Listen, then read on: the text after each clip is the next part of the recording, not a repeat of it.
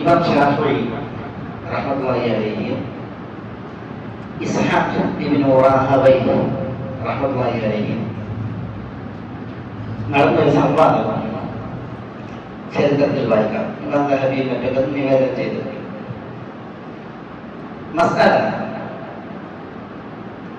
മക്കയിൽ താമസ സ്ഥലങ്ങൾ ഹാജിമാർക്ക് വാടകയ്ക്ക് നൽകാമോ ഇല്ലേ എന്നുള്ള മസ്അലയാണ്.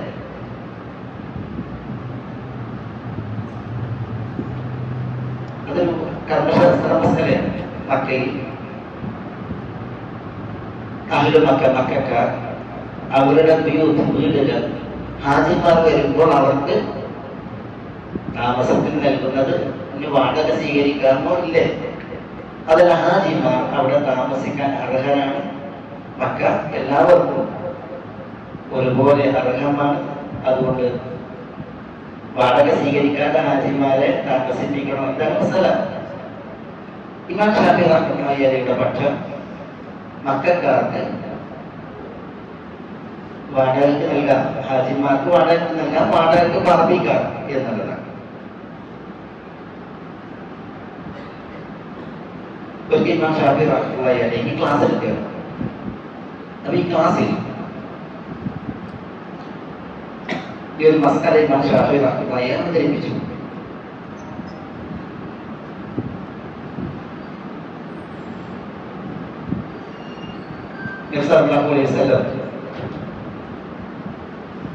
മക്കയിൽ നിന്ന് മദീനയിലേക്ക് ഹിജ്റ പോയി. പിന്നെ മക്ക ഫതഹായപ്പോൾ വന്നു. മക്ക തിരിച്ചു പിടിച്ചു. തങ്ങൾ പണ്ട് പ്രാർത്ഥിക്കുന്ന റസൂലുള്ളാഹിന്റെ വീട് അവിടെ അല്ലേ? മുഹാജിറുകളുടെ വീടുകളില്ലേ? തങ്ങൾ പ്രാർത്ഥിക്കുന്ന വീട് അത് അഖീൽ എന്നവരായിരുന്നു കൈവശപ്പെട്ടിരുന്നത്, സംരക്ഷിച്ചിരുന്നത്. അഖീൽ എന്ന് പറഞ്ഞാൽ അലി റളിയല്ലാഹുവിന്റെ സഹോദരൻ അഖീൽ ഇബ്നു അബീ താലിബ്, അബൂ താലിബിന്റെ മകൻ അഖീൽ. ജാഫറിന്റെയും അലിയാരുടെയും ഒക്കെ സഹോദരനാണ് അഖീൽ. അപ്പോൾ റസൂലുള്ളാഹി സ്വല്ലല്ലാഹു അലൈഹി വസല്ലം തങ്ങൾ മക്ക ഫതഹായതിൽ പിന്നെ ചോദിക്കുന്നുണ്ട്, ഹൽ തറക ലനാ അഖീലുൻ ദാറൻ, അഖീൽ നമുക്ക് വല്ല വീടും ഇവിടെ ശേഷിപ്പിച്ചിട്ടുണ്ടോ എന്ന് ചോദിക്കുന്നു. ഈ മസ്അലയൊക്കെ പറയുമ്പോൾ അങ്ങനെ മക്കയിലൊരു വീട് അതൊരു പൊതുമുതലും എല്ലാവർക്കും ഉപയോഗിക്കാനുള്ളതാണെങ്കിൽ റസൂലുള്ളാഹി സ്വല്ലല്ലാഹു അലൈഹി വസല്ലം അതിനെ ചോദ്യം ചെയ്യുന്ന പ്രശ്നമല്ല. ഇതൊക്കെ അവതരിപ്പിക്കാൻ ഇമാം ഷാഫിഈ റഹ്മത്തുള്ളാഹി അലൈഹി. പിന്നെ റസൂലുള്ളാഹി സ്വല്ലല്ലാഹു അലൈഹി വസല്ലം തങ്ങൾ മക്ക ഫതഹായപ്പോൾ പറഞ്ഞിട്ട് മൻ ദഖല ദാറ അബീ സുഫിയാൻ, ആരെങ്കിലും അബൂ സുഫിയാന്റെ വീട്ടിൽ പ്രവേശിച്ചിട്ടുണ്ടെങ്കിൽ ഫഹുവ ആമിൻ, അവൻ നിർഭയനാണ് എന്ന് പറയുന്നത്. അതേപോലെ തന്നെ അഗ്ലഖ ബാബഹു ഫഹുവ ആമിൻ വമൻ ദഖല ദാറഹു വഅഗ്ലഖ ബാബഹു എന്നൊക്കെ പറഞ്ഞു. ഒരാൾ തന്റെ വീട്ടിൽ കയറി കതകടച്ചാൽ അവൻ നിർഭയനാണ് എന്നൊക്കെ പറയുന്നുണ്ട്. ഇവിടെയൊക്കെ റസൂലുള്ളാഹി സ്വല്ലല്ലാഹു അലൈഹി വസല്ലം തങ്ങൾ വീടുകളെ ആരിലേക്കാണ് ചേർക്കുന്നത്? അതിന്റെ ഉടമസ്ഥരിലേക്കാണ് ചേർക്കുന്നത്. അബൂ സുഫിയാന്റെ വീട്, സ്വന്തം വീട് എന്നൊക്കെ പറയുന്നത്. അപ്പൊ മക്കയിൽ ഒരാൾക്ക് എന്ത് ചെയ്യാൻ? സ്വന്തം ഉടമപ്പെടുത്താം, വീടുകൾ ഉടമപ്പെടുത്താം. അങ്ങനെ സ്വന്തം ഉടമപ്പെടുത്തിയിട്ടുണ്ടെങ്കിൽ അത് ചെയ്യും. ഞാൻ ഉടമപ്പെടുത്തിയ സംഗതി എനിക്ക് വാടക കൊടുക്കാം, എനിക്ക് മേടിക്കാം. ഇതിനെ ഉരുത്തിരിഞ്ഞു വന്ന മസലയാണ്. ഇതൊക്കെ മുൻകരുതലുകൾക്ക് ഇമാം ഷാഫിഈ റഹ്മത്തുള്ളാഹി അലൈഹി പറഞ്ഞു, മക്കയിൽ ഹജ്ജിന് വരുന്നവർക്ക് എന്ത് ചെയ്യാം? മക്കക്കാർക്ക് അവരുടെ വീടുകൾ വാടകയ്ക്ക് നൽകാം. കാരണം അത് അവരുടെ സ്വത്താണ്, അവർ ഉടമപ്പെടുത്തിയതാണ്, അത് വാടക കൊടുക്കാം. എന്നാൽ മറ്റൊരു വിഭാഗം പണ്ഡിതന്മാർ അതിൽപ്പെട്ടതാണ് ഇമാം അൽ ഹസൻ അൽ ബസരി, അതേപോലെ ഇബ്നുൽ മുബാറക്, അബ്ദുല്ലാഹി മുബാറക്, അതുപോലെ താവൂസ് ഇബ്നു കൈസാൻ, ഇങ്ങനെ തുടങ്ങിയ ചില പണ്ഡിതന്മാർ അവര് മക്കക്കാർക്ക് അവരുടെ വീട് ഹാജിമാർക്ക് വാടക കൊടുക്കൽ അനുവദനീയമല്ല എന്നവർക്ക് അവർക്കതിന് തെളിവ്. വിശുദ്ധ ഖുർആനിൽ അല്ലാഹു സുബ്ഹാനഹു വ തആല പറഞ്ഞു, ഇന്നല്ലദീന കഫറു വയസുദ്ദൂന അൻ സബീലില്ലാഹി വൽ മസ്ജിദിൽ ഹറാം അല്ലദീ ജഅൽനാഹു ലിന്നാസി സവാഅൻ ഹാദിറു ഫീഹി വൽ ബാദ്. അല്ലാഹു സുബ്ഹാനഹു വ തആല പറഞ്ഞു, ഇന്നല്ലദീന കഫറു അവിശ്വസിച്ചവർ യസുദ്ദൂന അൻ സബീൽ, ഇന്നല്ലദീന കഫറു വയസുദ്ദൂന അൻ സബീലില്ലാഹി, അവിശ്വസിക്കുകയും അല്ലാഹുവിന്റെ മാർഗ്ഗത്തിൽ നിന്ന് തടുക്കുകയും ചെയ്യുന്നവർ. വൽ മസ്ജിദിൽ ഹറാം, മസ്ജിദുൽ ഹറാമിനെ തൊട്ട് തടുക്കുകയും ചെയ്യുന്നവർ. മസ്ജിദുൽ ഹറാം എന്ന് പറഞ്ഞാൽ അല്ലദീ ജഅൽനാഹു ലിന്നാസി സവാഅനിൽ ഹാദിറു ഫീഹി വൽ ബാദ്. മസ്ജിദുൽ ഹറാം എന്ന് പറഞ്ഞെങ്കിൽ അവിടെയുള്ള തദ്ദേശവാസികളും അവിടേക്ക് പുറമെ നിന്ന് വരുന്നവരും അവിടെ തുല്യരാണ്. അങ്ങനെയുള്ള മസ്ജിദുൽ ഹറാമിനെ തൊട്ട് തടുക്കുന്നവർ. മസ്ജിദുൽ ഹറാം എന്ന് പറഞ്ഞാൽ ഇതുപോലത്തെ വചനങ്ങളിൽ മക്ക ഹറാം മുഴുവനാണ് ഉദ്ദേശം, മക്ക മുഴുവനാണ് ഉദ്ദേശം. അപ്പൊ വരുന്നവർക്കും അവിടെ താമസിക്കുന്ന തദ്ദേശവാസികൾക്കും അള്ളാഹു തുല്യത കൽപ്പിച്ച മസ്ജിദുൽ ഹറാമിനെ തൊട്ട് തടുക്കുന്നവർ എന്നാണ് അള്ളാഹു ആയത്തിൽ പറയുന്നത്. അപ്പോൾ മക്കാർക്കും മക്കയിൽ വരുന്നവർക്കും ഒക്കെ തുല്യാവകാശം എന്നതാണ് ഈ ആയത്തിന്റെ നേട്ടം. ഈ പണ്ഡിതന്മാർ മനസ്സിലാക്കിയത് അതുകൊണ്ട് തന്നെ മക്കാവികളെ സംബന്ധിച്ചിടത്തോളം, മക്കാരെ സംബന്ധിച്ചിടത്തോളം ഹാജിമാർ വരുമ്പോൾ അവരിൽ നിന്ന് വാടക ഈടാക്കുക എന്നുള്ളത് പാടുള്ളതല്ല എന്ന് ഹസൻ ബസരിയും ഇസ്ഹാഖ് അബ്ദുല്ലാഹ് ഇബ്നു മുബാറക്കും താവൂസ് ഇബ്നു കൈസാൻ ഇങ്ങനെയുള്ള പണ്ഡിതന്മാർ പറഞ്ഞു. ഇമാം ഷാഫി റഹ്മത്തുള്ളാഹി ഈ മസ്അല അവതരിപ്പിച്ചു. ഇമാം ഷാഫിയുടെ പക്ഷം ഇത് ആളുകൾ അവർ വൈയക്തികമായി ഉടമപ്പെടുത്തിയതാണ്. ഉടമപ്പെടുത്തിയത് വാടക കൊടുക്കുകയും വിളിക്കുകയൊക്കെ ചെയ്യാം. അതുകൊണ്ട് മക്കൾക്കാർക്ക് ഇങ്ങനെ വാടക കൊടുക്കാം എന്ന് പറഞ്ഞു. അപ്പൊ ക്ലാസ്സിൽ ഒരാൾ ഇമാം ഷാഫി റഹ്മത്തുള്ളാഹിയോട് ചോദ്യം ഉന്നയിച്ചു. ഇമാം ഷാഫി ഹദീസ് ഉദ്ധരിച്ചിട്ടാണ് ചെയ്തത്, ഇത് പറഞ്ഞു വിഷയം പറഞ്ഞു. അപ്പോ ഒരാൾ പറഞ്ഞു, ഹസനുൽ ബസരിയും ഇബ്നുൽ മുബാറക്കും മറ്റും ഇത് പാടില്ല എന്ന് പറയുന്നവരാണല്ലോ എന്ന് പറഞ്ഞു. അപ്പോൾ ഇമാം ഷാഫി റഹ്മത്തുള്ളാഹി അലൈഹി അദ്ദേഹത്തോട് ചോദിച്ചു, താങ്കൾ ആരാണ്? അപ്പൊ അദ്ദേഹം പറഞ്ഞു, ഞാൻ ഇസ്ഹാഖ് ഇബ്നു റാഹവൈഹിയാണ്. ഇസ്ഹാഖ് ഇബ്നു റാഹവൈഹിയാണ് ക്ലാസ്സിൽ ഇരുന്ന് ചോദിക്കുന്നത്. അപ്പൊ ഇമാം ഷാഫി ഷെയ്ഖ് ഖുറാസാൻ, ഖുറാസാനിലെ ഷെയ്ഖ് ആലിമു ഖുറാസാൻ, ഖുറാസാനിലെ പണ്ഡിതനാണോ താങ്കൾ എന്ന് ചോദിക്കാം. അപ്പൊ ഇസ്ഹാഖ് ഇബ്നു റാഹവൈഹി അറിയപ്പെട്ട പണ്ഡിതനാണ്, ഖുറാസാനിലെ വിശ്രുതനായ അവിടുത്തെ ആലിമാണ്. അങ്ങനെയുള്ള താങ്കളാണ് ഈ ചോദിക്കുന്നത്. അപ്പൊ അദ്ദേഹം പറയുന്നത് അതെ. അപ്പൊ ഇമാം ഷാഫി റഹ്മത്തുള്ളാഹി അലൈഹി പറഞ്ഞതാണ്, ലൗ കാന ഗൈറുക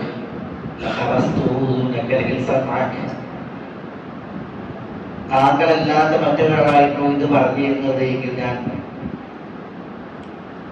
കാഴ്ച കെടുത്തുമായിരുന്നു.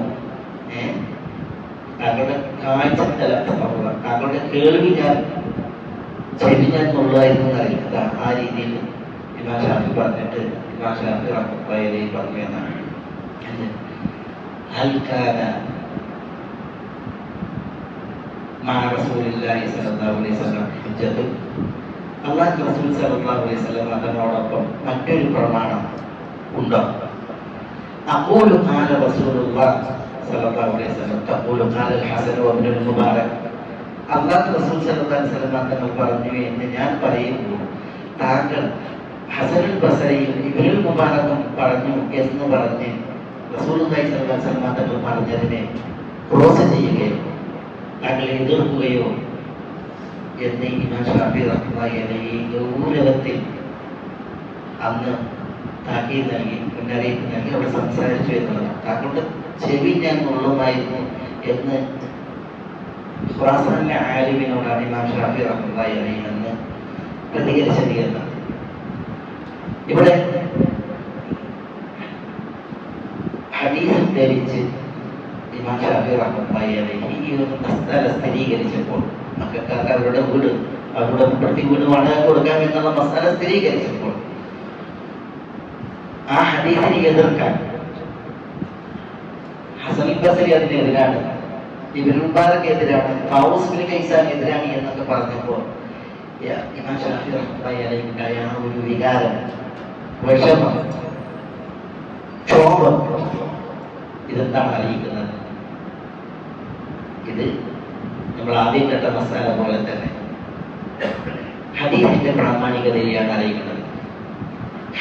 കേട്ടാൽ അതിനോടുള്ള പെരുമാറ്റവും നിലപാടും എന്തായിരിക്കണം എന്നുള്ളതിനാണ് അറിയുന്നത്.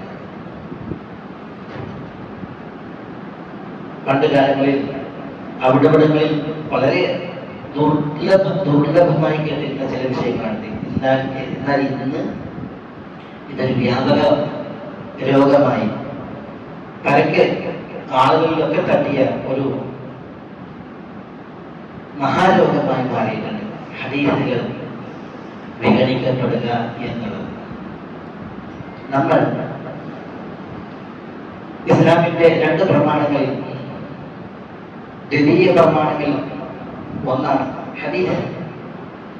അലാ ഇന്നി ഉതീതുൽ ഖുർആന വമിസ്ലഹു മഅഹു, എനിക്ക് ഖുർആൻ നൽകപ്പെട്ടു, ഖുർആന് സമാനമായതും നൽകപ്പെട്ടു എന്ന് നബി സല്ലല്ലാഹു അലൈഹി വസല്ലം തന്നെ പറഞ്ഞു. ഖുർആൻ എനിക്ക് നൽകപ്പെട്ടു, ഖുർആന് തത്തുല്യമായതും നൽകപ്പെട്ടു.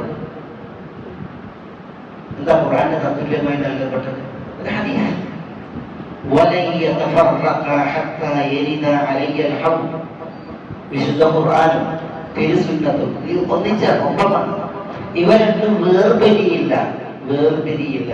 ഹത്താ യരിദ അലയ്യ അൽഹൗദ്, ഇവ രണ്ടും എന്റെ അടുക്കൽ ഹൗദിക്കരയിൽ അഹ്ശറിൽ ഹൗദിക്കൽ വന്നണയുന്നത് വരെ എന്ന് നബി സല്ലല്ലാഹു അലൈഹി വസല്ലം തങ്ങൾ പറഞ്ഞു. അങ്ങനെയുള്ള വിശുദ്ധ ഖുർആൻ പോലെ നമുക്ക് ആധികാരിക പ്രമാണമായ ഹദീസ്, അതിനെയാണ് ആളുകൾ ഇന്ന് വിഗണിക്കുന്നത്. നമ്മളെ കാലഘട്ടം ആവുന്നില്ല. ഹദീസിൽ നമുക്ക് അംഗീകരിക്കാനും സത്യപ്പെടുത്താനുമുള്ളത് അംഗീകരിക്കുക, സത്യപ്പെടുത്തുക. പ്രായോഗിക തലത്തിൽ കൊണ്ടുവരാനുള്ളതിനെ പ്രയോഗ തലത്തിൽ കൊണ്ടുവന്ന് നമ്മൾ ഹദീസിനെ കൂട്ടാക്കുക എന്നുള്ളതാണ് നമ്മുടെ മേൽ ബാധ്യത. ഞങ്ങൾ ഉദാഹരണം പറയാം.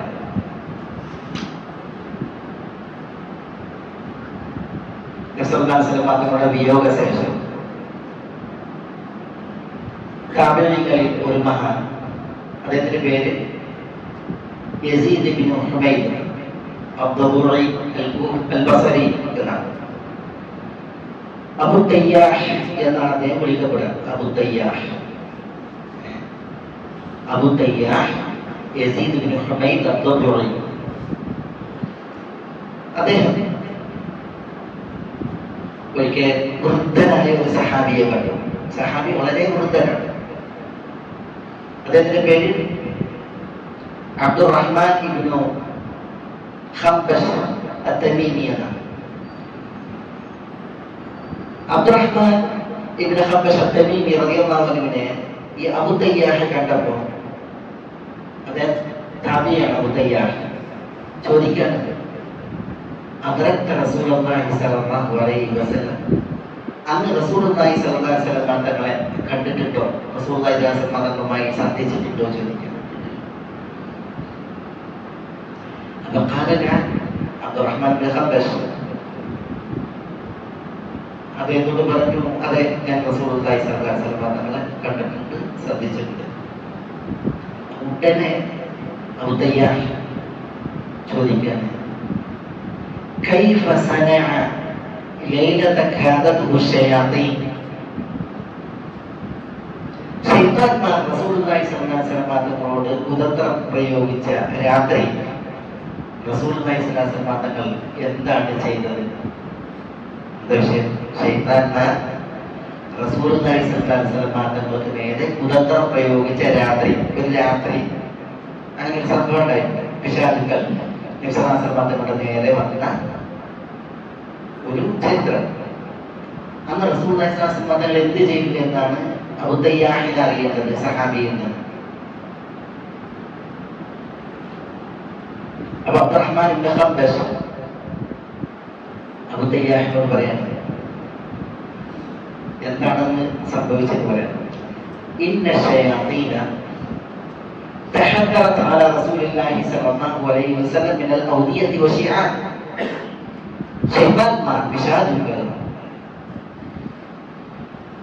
ശിആബിലൂടെയും വാദികളിലൂടെയും, ശിആബ് വാദി നമ്മ മലഞ്ചെരുവുകൾ, മലമ്പാതകൾ, മലഞ്ചെരിവുകളിലൂടെ മലമ്പാതകളിലൂടെ ശൈത്താന്മാർ റസൂലുള്ളാഹി സ്വല്ലല്ലാഹു അലൈഹി വസല്ലം തങ്ങളുടെ അടുക്കലേക്ക് മലയിറങ്ങി വന്നു.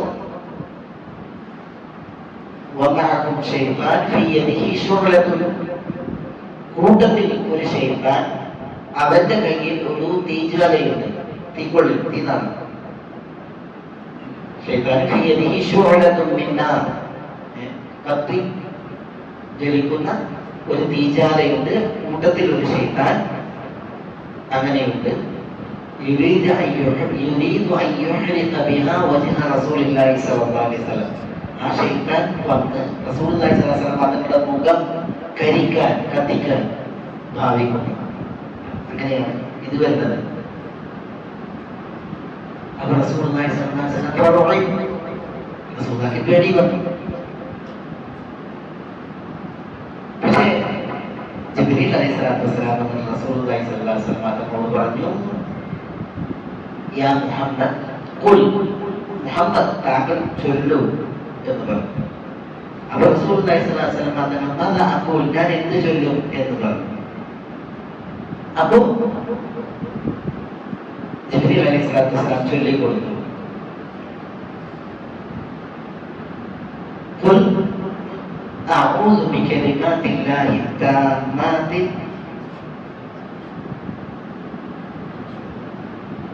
التي لا يجاوزهن بر ولا فاجر من شر ما خلق وذرأ وبرأ ومن شر ما ينزل من السماء ومن شر ما يعود فيها ومن شر ما يخرج من الأرض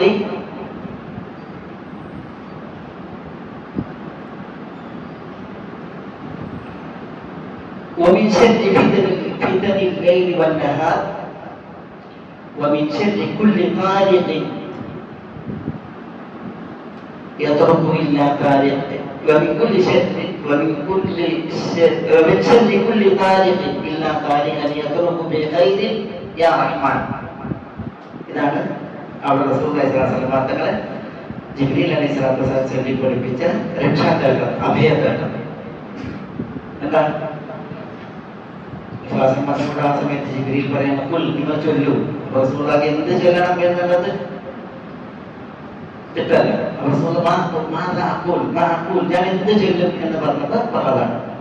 ഖുൽ അഊദു ബികലിമാത്തില്ലാഹി താമ്മാത്തി അല്ലതി ലാ യുജാവിസുഹുന്ന ലാ ബർറുൻ വലാ ഫാജിറുൻ എന്ന് തുടങ്ങിയിട്ടുള്ള ഈ രക്ഷാതേട്ടം അല്ലാഹുവിന്റെ വിശുദ്ധ വചനങ്ങൾ, അല്ലാഹുവിന്റെ കലാം ഓതിക്കൊണ്ടുള്ള രക്ഷാതേട്ടം, അല്ലാഹുവിന്റെ സമ്പൂർണ്ണ വചനങ്ങൾ, അതാണ് വിശുദ്ധ വാക്യങ്ങൾ.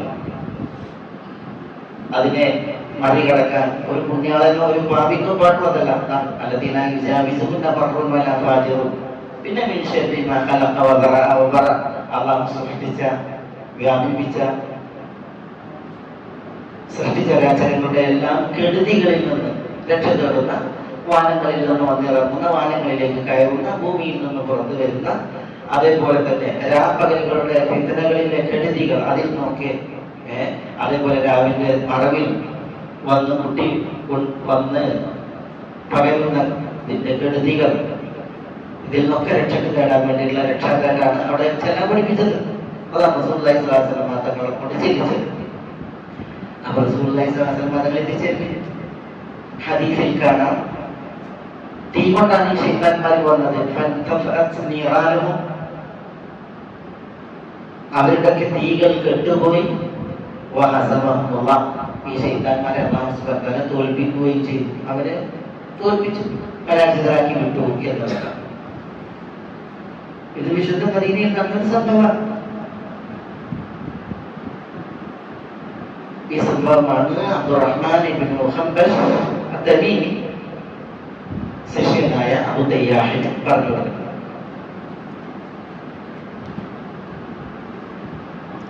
സഹീഹായി ഉദ്ധരിക്കപ്പെട്ട ഹദീസ് ഇമാം ഹാക്കിമും മറ്റൊക്കെ ഇത് വിശദമായി നിവേദനം ചെയ്തു. എന്താ വേണ്ടത്? ഇതിൽ നോക്കി, ഇതിൽ നമ്മൾ സത്യപ്പെടുത്തി അംഗീകരിക്കേണ്ട വിഷയമുണ്ട്. നമ്മുടെ ഇഖ്റാറും തസ്ദീഖും വേണ്ട വിഷയമുണ്ട്.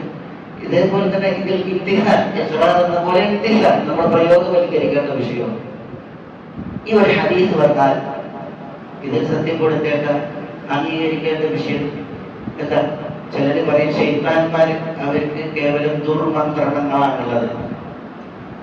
മനസ്സിൽ ചില വസ്വാസങ്ങൾ ഉണ്ടാക്കുക, ദുർമന്ത്രണം സൃഷ്ടിക്കുക. അതിനപ്പുറം ശൈത്താന്മാർക്ക് മറ്റൊന്നും മനുഷ്യരെ ചെയ്യാൻ ചെയ്യൂല എന്നുള്ളത്.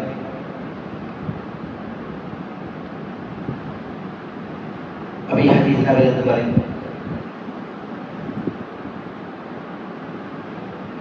ഇങ്ങനത്തെ ഹദീസുകളെ വിഘടിക്കാൻ വേണ്ടിയിട്ട് അവരെന്ത് ചില ദുർന്യായങ്ങളുണ്ട്. നമ്മളത് പറഞ്ഞില്ല.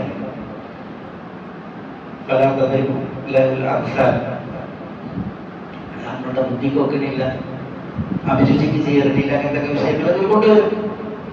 നമ്മളുടെ ദീനിൽ ബുദ്ധിക്ക് എതിരാകുന്ന ഒന്നുമില്ല. ബുദ്ധിക്ക് എതിരാകുന്ന ഒന്നുമില്ല. ബുദ്ധിക്ക് പ്രാപ്യമാകാത്ത പലതുണ്ട്. നമ്മുടെ ബുദ്ധി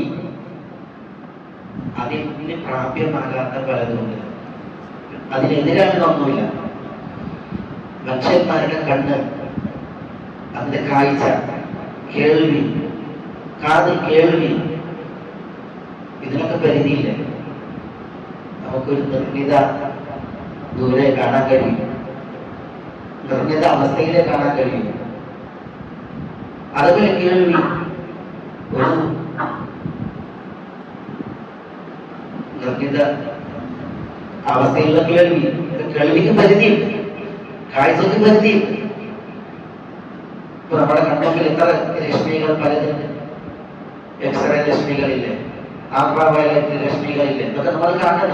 നഗ്നനേത്രം നമുക്ക് കാണില്ല. അതേപോലെ കേൾവിയുടെ അവസ്ഥ അങ്ങനെയാണ്. നമ്മളൊക്കെ കാഴ്ചക്കും കേൾവിക്കും മറ്റു കഴിവുകൾക്കൊക്കെ പരിധിയുള്ളതുപോലെ നമ്മുടെ തലച്ചോറിനും ബുദ്ധിക്കും പരിധിയുണ്ട്. അതാണ് ഇമാം ഷാഫി റഹ്മത്തുള്ളാഹി അലൈഹി പറഞ്ഞത്. കണ്ണിന് കാഴ്ചക്ക് പരിധിയുള്ളതുപോലെ ബുദ്ധിക്കും പരിധിയുണ്ട്. അല്ലാമ ഇബ്നു ഖൽദൂൻ, അബ്ദുറഹ്മാൻ ഇബ്നു ഖൽദൂൻ അദ്ദേഹത്തിന്റെ മുഖദ്ദിമയിൽ പറഞ്ഞു, തൂക്കാനുള്ള തുലാസുകളെല്ലാം പോലല്ല. പാറ തൂക്കുന്ന തുലാസുണ്ട്, സ്വർണം തൂക്കുന്ന തുലാസുണ്ട്.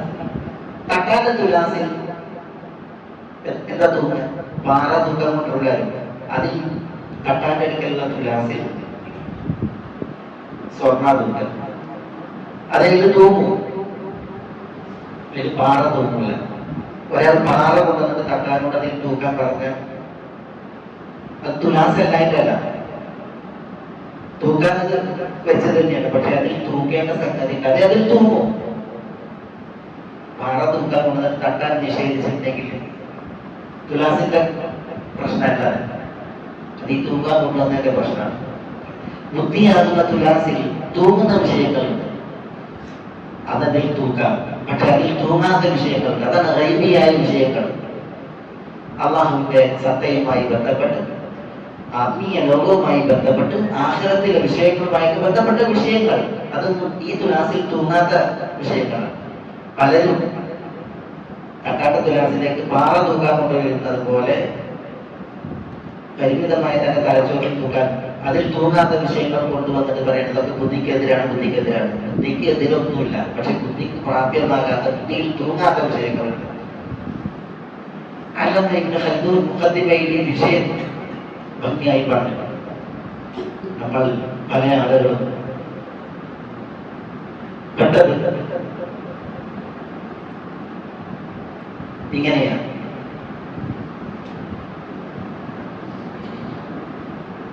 പ്രമാണവചനങ്ങൾ പറഞ്ഞ് നിൽക്കേണ്ട വിഷയങ്ങൾ ബുദ്ധിയിൽ തൂങ്ങാതെ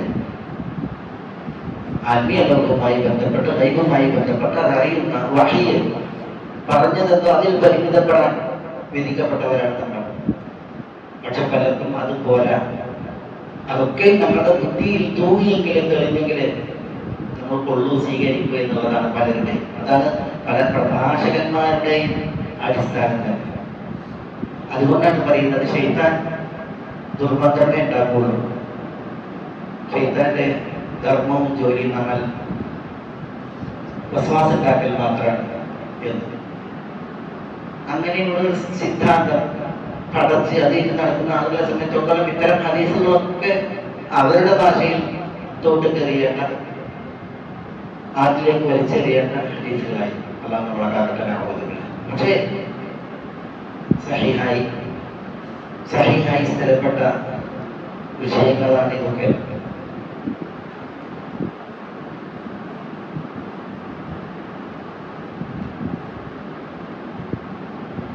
മറ്റു ചിലർ ഹദീസുകൾ വന്നാൽ ഹദീസുകളെ സ്വീകരിക്കുന്ന വിഷയത്തിൽ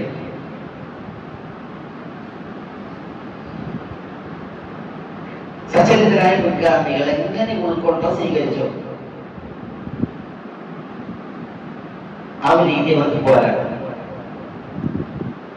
ഒരു വിഭാഗം ഇന്റലക്ച്വൽ മൂവ്മെന്റ്, ഈ അഖലാനികൾ എന്ന് പറഞ്ഞ്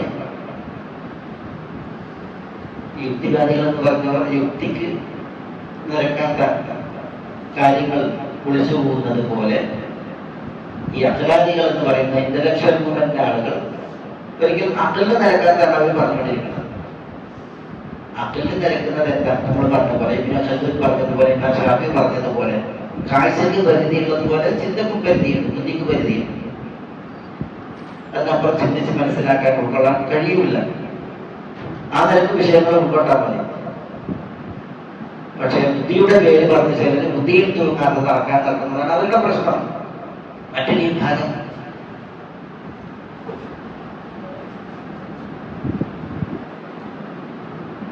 അന്ധവിശ്വാസികളാണ്. അതിന്റെ ചരിത്രം കൂടി പറയാം.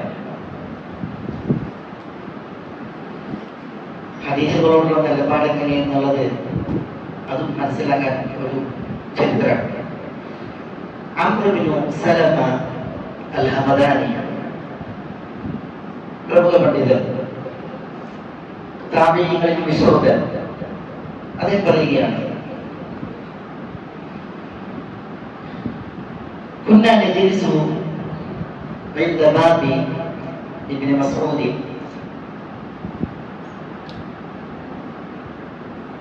قبل صلاة الغداء. ഞങ്ങളെല്ലാവരും ഇബ്നു മസ്ഊദ് റളിയല്ലാഹു അൻഹുവിന്റെ വീട്ടുപടിക്കൽ ഇരിക്കുകയായിരുന്നു. ഖബ്ല സലാത്തിൽ ഗദാ, ഫജ്ർ നിസ്കാരത്തിന് മുമ്പ്. എന്തിനാണ് ഇബ്നു മസ്ഊദ് റളിയല്ലാഹു അൻഹുവിന്റെ വീട്ടിന്റെ മുമ്പിൽ വാതിൽക്കൽ ഇവരെല്ലാവരും ഇരിക്കുന്നത്? ഫജ്ർ നിസ്കാരത്തിന് മുമ്പ്. ഫജ്ർ നിസ്കാരത്തിന് മുമ്പ് ഇബ്നു മസ്ഊദ് റളിയല്ലാഹു അൻഹുവിന്റെ വീട്ടിന് മുന്നിൽ ഞങ്ങൾ ഇരിക്കുകയായിരുന്നു എന്നാണ് അംർ ഇബ്നു സലമ അൽ-ഹമദാനി പറയുന്നത്. അതെന്തിനാ ഞാൻ പറയാം. അപ്പോഴാണ് ഫജാഅന അബൂ മൂസ അൽ-അശ്അരി, അബൂ മൂസ അൽ-അശ്അരി ഞങ്ങളുടെ അടുക്കലേക്ക് വരുന്നത്. എന്നിട്ട് അബൂ മൂസ അൽ-അശ്അരി വന്നിട്ട് ഹൽ ഖറജ ഫീകും അബൂ അബ്ദുറഹ്മാൻ, അബൂ അബ്ദുറഹ്മാൻ നിങ്ങളിലേക്ക് ഇറങ്ങി വന്നോ എന്ന് ചോദിക്കണം. അപ്പൊ സമയം ഫജ്റിന് മുമ്പ്, ഉഷക്കാലം, ഇരുട്ട്. ഒരു വിഭാഗം ആളുകൾ ഇബ്നു മസ്ഊദ് റളിയല്ലാഹു അൻഹു വിട്ടത്. അപ്പൊ അബൂ മൂസ അൽ-അശ്അരി വരികയാണ് ഇരുട്ടിൽ. എന്നിട്ട് ചോദിക്കുകയാണ്, ഇബ്നു മസ്ഊദ്, അബൂ അബ്ദുറഹ്മാൻ എന്ന് പറഞ്ഞാൽ ഇബ്നു മസ്ഊദ് റളിയല്ലാഹു അൻഹു വിളിക്കാറാണ്. ഇബ്നു മസ്ഊദ് ഇറങ്ങിയാന്നോ ചോദിക്കണം. അപ്പൊ അവര് പറയാതെ വന്നിട്ടില്ല. അപ്പൊ അബൂ മൂസ അൽ-അശ്അരി ഫജലസ മഅന, ഞങ്ങളുടെ കൂടെ ഇരുന്നു. അദ്ദേഹം ഇരുന്നു. എന്തിനാ ഈ ആളുകൾ ഇബ്നു മസ്ഊദ് റളിയല്ലാഹു അൻഹുവിന്റെ മുമ്പിൽ ഇരിക്കുന്ന അറിയുന്നു?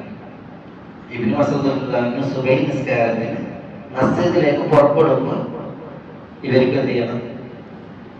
ഇവർക്ക് ഇബ്നു മസ്ഊദ് റളിയല്ലാഹു അൻഹുവിന്റെ കൂടെ മസ്ജിദിലേക്ക് പോകണം. അപ്പൊ ഇബ്നു മസ്ഊദ് റളിയല്ലാഹു അൻഹു ഹദീസ് കേൾക്കണം. അതിനാണ് ഹദീസ് പഠിക്കാൻ വേണ്ടിയിട്ടാണ് ഇവര് ഫജ്റിന് മുമ്പ് ഇബ്നു മസ്ഊദ് റളിയല്ലാഹു അൻഹു വീട്ടിന്റെ പുറത്ത് പോയിരിക്കുന്നത്.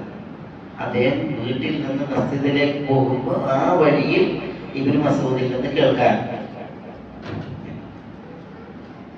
അതാണ് സച്ചരിതരായ മുൻഗാമികൾ ഹദീസിന്റെ വിഷയത്തിൽ അവരുടെ താല്പര്യവും അവരുടെ ശ്രദ്ധയും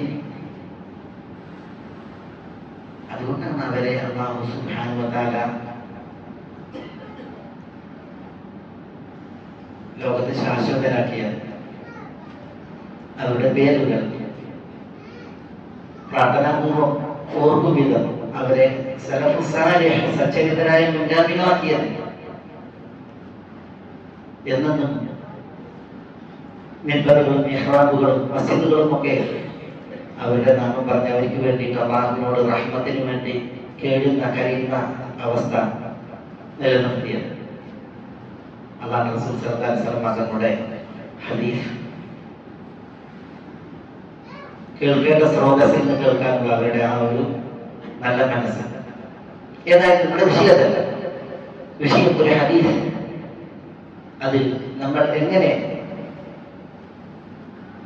ഉൾക്കൊള്ളണം, സ്വീകരിക്കണം എന്നുള്ളതിന്റെ വിഷയം. അബൂ സലമ പറയുകയാണ്, ഇബ്നു മസ്ഊദ് റളിയല്ലാഹു അൻഹു വീട്ടിൽ നിന്ന് ഇറങ്ങി അദ്ദേഹം അദ്ദേഹം പള്ളിയിലേക്ക് പോയി, ഞങ്ങൾ അദ്ദേഹത്തിന്റെ കൂടെ പോയി. അപ്പൊ അബൂ മൂസ അശ്അരി അദ്ദേഹത്തോട് പറഞ്ഞ നടത്തത്തിൽ, യാ അബാ അബ്ദുറഹ്മാൻ ഇന്നി റഅയ്തു ആനിഫ ഫിൽ മസ്ജിദി ശൈഅൻ അൻകർതുഹു വല്ലാഹി മാ റഅയ്തു ഇല്ലാ ഖൈറാ. അബൂ അബ്ദുറഹ്മാൻ ഇബ്നു മസ്ഊദിനെ വിളിക്കുകയാണ്. അബൂ മൂസ അശ്അരി രണ്ടാമത്തെ സഹാബിയാണ്. അബൂ മൂസ അശ്അരി സഹാബിയും പ്രമുഖ സഹാബി. റസൂലുള്ളാഹി സ്വല്ലല്ലാഹു അലൈഹി വസല്ലം പറഞ്ഞില്ലേ, ലഖദ് ഊതീത മിസ്മാറ മിൻ മസാമീരി ആലി ദാവൂദ്. ദാവൂദ് കുടുംബത്തിന് അല്ലാഹു സുബ്ഹാനഹു വ തആല നൽകിയ സ്വരമാധുര്യം അത് അല്ലാഹു താങ്കൾക്ക് നൽകിയിരിക്കുന്നു എന്ന് പറഞ്ഞു. നന്നായി സുന്ദരമായി ശ്രവണ സുന്ദരമായി ഖുർആൻ ഓതുമായിരുന്നു അബൂ മൂസ അശ്അരി. റസൂലുള്ളാഹി സ്വല്ലല്ലാഹു അലൈഹി വസല്ലം തങ്ങൾ അബൂ മൂസ അശ്അരിയും കുടുംബം താമസിക്കുന്ന വീട്ടിന്റെ പരിസരത്തിലൂടെ രാത്രി പോയപ്പോ ഇവര് ഖുർആൻ ഓതുന്ന വീട്ടിൽ ഖുർആൻ ഓതുന്ന ആര്? അബൂ മൂസ അശ്അരി. അപ്പൊ റസൂലുള്ളാഹി ഓത്ത് കേട്ട് അതിന്റെ ഈണം കേട്ട് ഇമ്പമാർന്ന ആ പാരായണം കേട്ട് റസൂലുള്ളാഹി കുറെ നേരം കേട്ടു നിന്നു എന്നാണ്. ഇവര് ഓത്ത് നിർത്തിയപ്പോഴാണ് റസൂലുള്ളാഹി കടന്നു പോയത് എന്നാണ്. റസൂലുള്ളാഹി പിറ്റേന്ന് പറയുന്നുണ്ട്, ഞാൻ ഇന്നലെ രാത്രി നിങ്ങളുടെ വീട്ടു പരിസരത്തിലൂടെ വന്നു, നിങ്ങളുടെ ഓത്ത് കേട്ടു, ഞാൻ ആ ഓത്തിന്റെ ഈണം അത് കേട്ട് നിന്നുപോയി. അബൂ മൂസ അശ്അരി പറയുന്നുണ്ട്, താങ്കൾ കേൾക്കുന്നു എന്നത് ഞാൻ അറിഞ്ഞിരുന്നുവെങ്കിൽ ഞാൻ ഒന്നുകൂടി മനസ്സിലാക്കി ഓതുമായിരുന്നു എന്ന് അബൂ മൂസ പറയുന്നു. ഞാൻ പറഞ്ഞ അദ്ദേഹം പ്രമുഖ സഹാബിയാണ്. ഇബ്നു മസ്ഊദ് റളിയല്ലാഹു തആല അൻഹു പറയേണ്ടതില്ല, ആദ്യ നാടുകളിൽ ഇസ്ലാം സ്വീകരിച്ച മഹാനാണ് ഇബ്നു മസ്ഊദ്. അബ്ദുല്ലാഹ് ഇബ്നു മസ്ഊദ്, ഖുദാമ ഇബ്നു മസ്ഊദ്, ഇവരൊക്കെ സഹോദരങ്ങൾ ആദ്യകാലത്ത് ഇസ്ലാമിന്റെ ആദ്യ ദിനങ്ങളിൽ ഇസ്ലാം സ്വീകരിച്ച മഹാനാണ്. ഏതായാലും അബൂ മൂസ പറയാൻ, ഞാൻ മസ്ജിദിൽ ഒരു കാര്യം കണ്ടു, എനിക്കതൊരു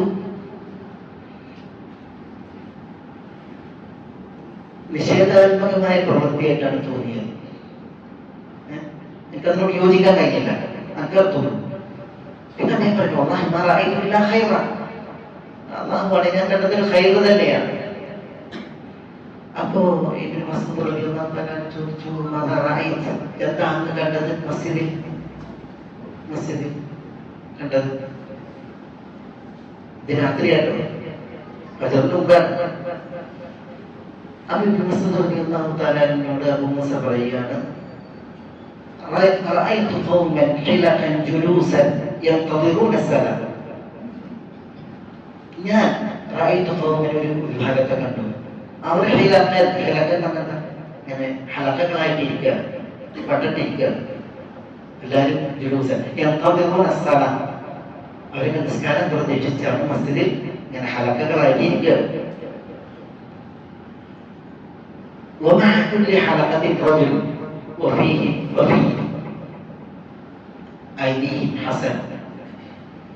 ഓരോ ഹലക്കയിലും ഒരാൾ നേതൃത്വം നൽകുന്ന ആളായിട്ടുണ്ട്. അവരുടെയൊക്കെ കൈകളിൽ കല്ലുകളുണ്ട്. ഈ ഹലക്കയിൽ ഇരിക്കുന്നവരുടെയൊക്കെ കൈകളിൽ കല്ലുണ്ട്.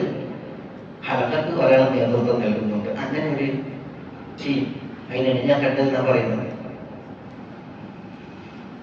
يقول كبروا 100 فيكبرون 100 وهللوا 100 فيهللون 100 وسبحوا 100 ويسبحون 100. ഈ ഹലഖക്ക് നേതൃത്വം നൽകുന്ന വ്യക്തി പറയും എല്ലാവരോടും കബ്ബിറു 100 തക്ബീർ ചെല്ലാം. അപ്പൊ അവരെല്ലാവരും 100 തക്ബീർ ചെല്ലും. പിന്നെ ഹല്ലിലു 100 തഹ്ലീൽ ലാ ഇലാഹ ഇല്ലല്ലാഹ് ചെല്ലാൻ പറയും. എല്ലാവരും 100 ലാ ഇലാഹ ഇല്ലല്ലാഹ് ചെല്ലും. സബ്ബിഹു 100 തസ്ബീഹ് അല്ലാഹ് പറയും. എല്ലാവരും സുബ്ഹാനല്ലാഹ് 100 പ്രാവശ്യം ചെല്ലും. അപ്പൊ ഇബ്നു മസ്ഊദ് റളിയല്ലാഹു തആല ഇത് കേട്ടപ്പോൾ അന്ന് എന്താണ് അവരോട് പറഞ്ഞത് ചോദിച്ചു. അപ്പൊ അദ്ദേഹം പറഞ്ഞു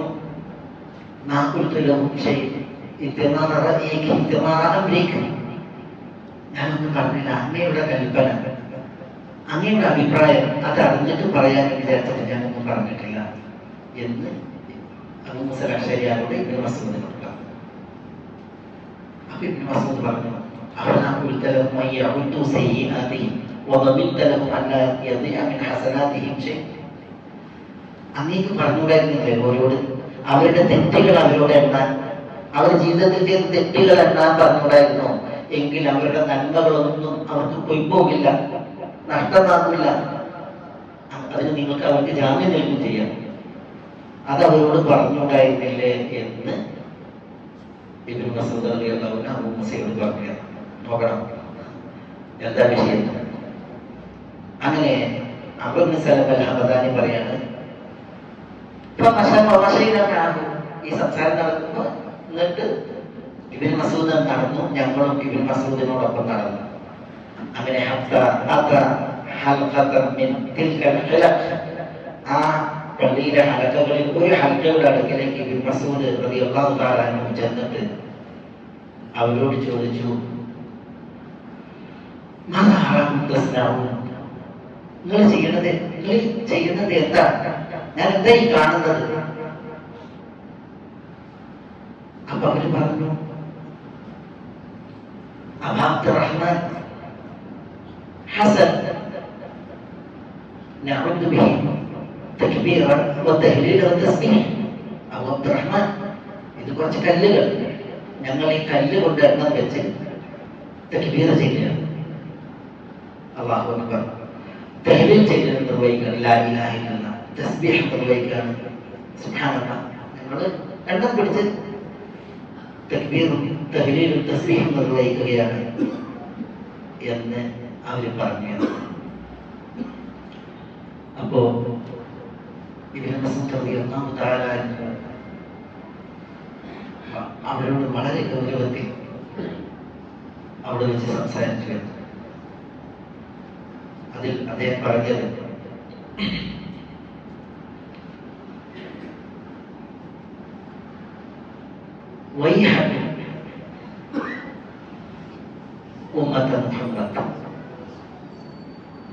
മുഹമ്മദ് മാത്രമുള്ള ഉമ്മത്തികളെ കഷ്ടം.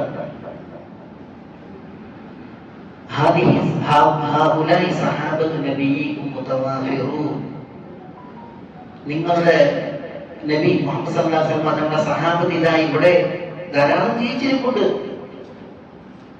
വഹദിഹി ഖിയാമുഹു ലം തബ്ല. നബി സല്ലല്ലാഹു അലൈഹി വസല്ലം തങ്ങൾ ഉപയോഗിച്ച വസ്ത്രങ്ങൾ ജീർണിച്ച് തീർന്നിട്ടില്ല, ഉരുമ്പി തീർന്നിട്ടില്ല. വഅനിയതുഹു ലം തുക്സർ. നബി സല്ലല്ലാഹു അലൈഹി വസല്ലം തങ്ങൾ ഉപയോഗിച്ച പാത്രങ്ങൾ ഉടഞ്ഞു പോയിട്ടില്ല. അതായത് റസൂലുള്ളാഹി സ്വല്ലല്ലാഹു അലൈഹി വസല്ലം വഫാത്തായിട്ട് കാലങ്ങൾ കുറേ ആയിട്ടില്ല എന്നൊക്കെ പറയും.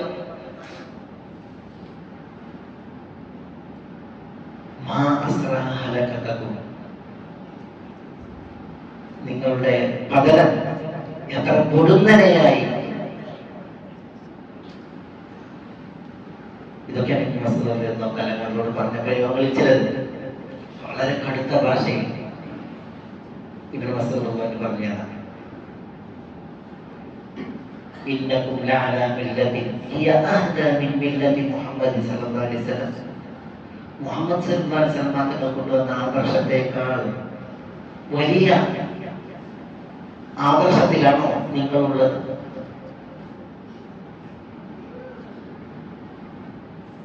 എന്ന് ഇബ്നു മസ്ഊദ് റസൂലുള്ളാഹി സ്വല്ലല്ലാഹു അലൈഹി വസല്ലം തങ്ങൾ തക്ബീർ എല്ലാം പഠിപ്പിച്ചിട്ടുണ്ട്, തഹ്ലീൽ പഠിപ്പിച്ചിട്ടുണ്ട്, തസ്ബീഹ് പഠിപ്പിച്ചിട്ടുണ്ട്, അത് നിർവഹിച്ചിട്ടുണ്ട് യഥേഷ്ടം. പക്ഷേ ഇങ്ങനെ റസൂലുള്ളാഹി സ്വല്ലല്ലാഹു അലൈഹി വസല്ലം തങ്ങൾ നിർവഹിച്ചിട്ടില്ല, പഠിപ്പിച്ചിട്ടില്ല. അപ്പൊ അതിനേക്കാൾ സന്മാർഗമുള്ള ഒരു മാർഗത്തിലാണോ ഇപ്പൊ നിങ്ങളുള്ളത് എന്ന് ഇബ്നു മസ്ഊദ് റളിയല്ലാഹു തആല അവരോട് ചോദിച്ചു എന്ന്. നിങ്ങളുടെ നാശം എത്ര കൊടുങ്ങനെ വന്നു എന്ന് അവരോട് പറഞ്ഞു എന്നാണ് ചില നിവേദനങ്ങളിൽ വായിച്ചിട്ട്. ശകാരിച്ച് ആ വിഗ്രഹക്കാരെ ഇബ്നു മസ്ഊദ് റളിയല്ലാഹു പുറത്താക്കിയതാണ്, മസ്ജിദിൽ നിന്ന് പുറത്താക്കി എന്നതാണ്. മസ്ജിദിൽ നിന്ന് പുറത്താക്കോളം അവരെ ശകാരിച്ചു എന്നൊക്കെ ചില നിവേദനങ്ങളിൽ ഇതിൻ്റെത് വായിക്കാൻ സാധിച്ചു.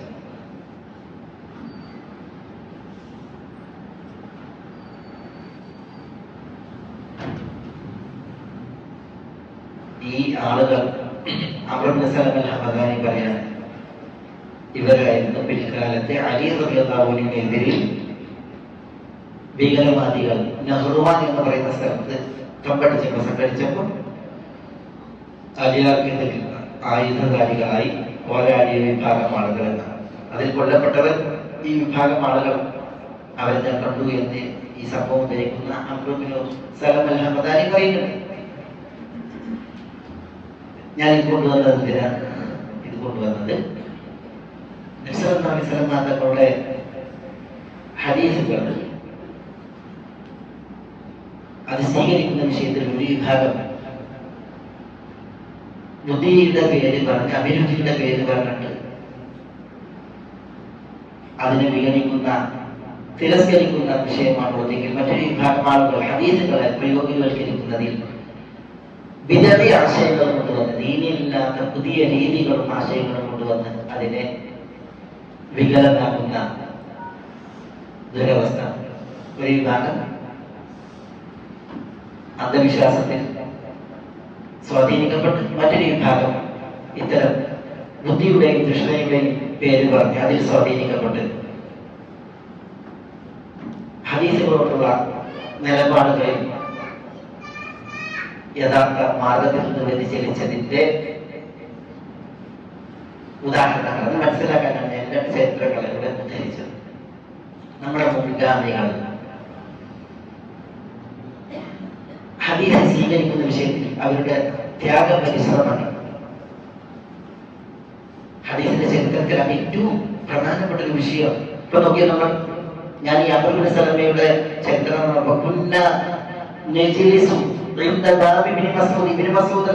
വീട്ടുവാതിൽക്കൽ ഞങ്ങൾ ഇരിക്കുകയായിരുന്നു. ഞങ്ങൾ ഒരാളല്ല, ഞങ്ങൾ എന്ന് പറഞ്ഞാൽ താപേയങ്ങൾ ഇരിക്കുക. എന്തിനാണ് ഇരിക്കുന്നത്? ഇബ്നു മസ്ഊദ് റളിയല്ലാഹു അൻഹു ഹദീസുകൾ കേൾക്കാനാണ്. അതിന്റെ എപ്പോ സുബഹിന്റെ മുമ്പിൽ, അത് വീട്ടിന്റെ അകത്തോ മസ്ജിദിനകത്തോ അല്ല, പിന്നെയോ ഇറാഖിൽ കൂഫയിൽ ഇബ്നു മസ്ഊദ് റളിയല്ലാഹു അൻഹു പിൽക്കാലത്ത് കൂഫയിലേക്ക് താമസം മാറ്റിയിരുന്നു. ആ കൂഫയിൽ അവിടെ ഇബ്നു മസ്ഊദ് താമസിക്കുന്ന വീടിന്റെ പുറത്ത് ആ സമയത്ത് ആലോചിച്ച് നോക്കൂ നിങ്ങൾ. ഹദീസ് കേൾക്കാൻ അവരുടെ വ്യഗ്രത വെപ്പൻ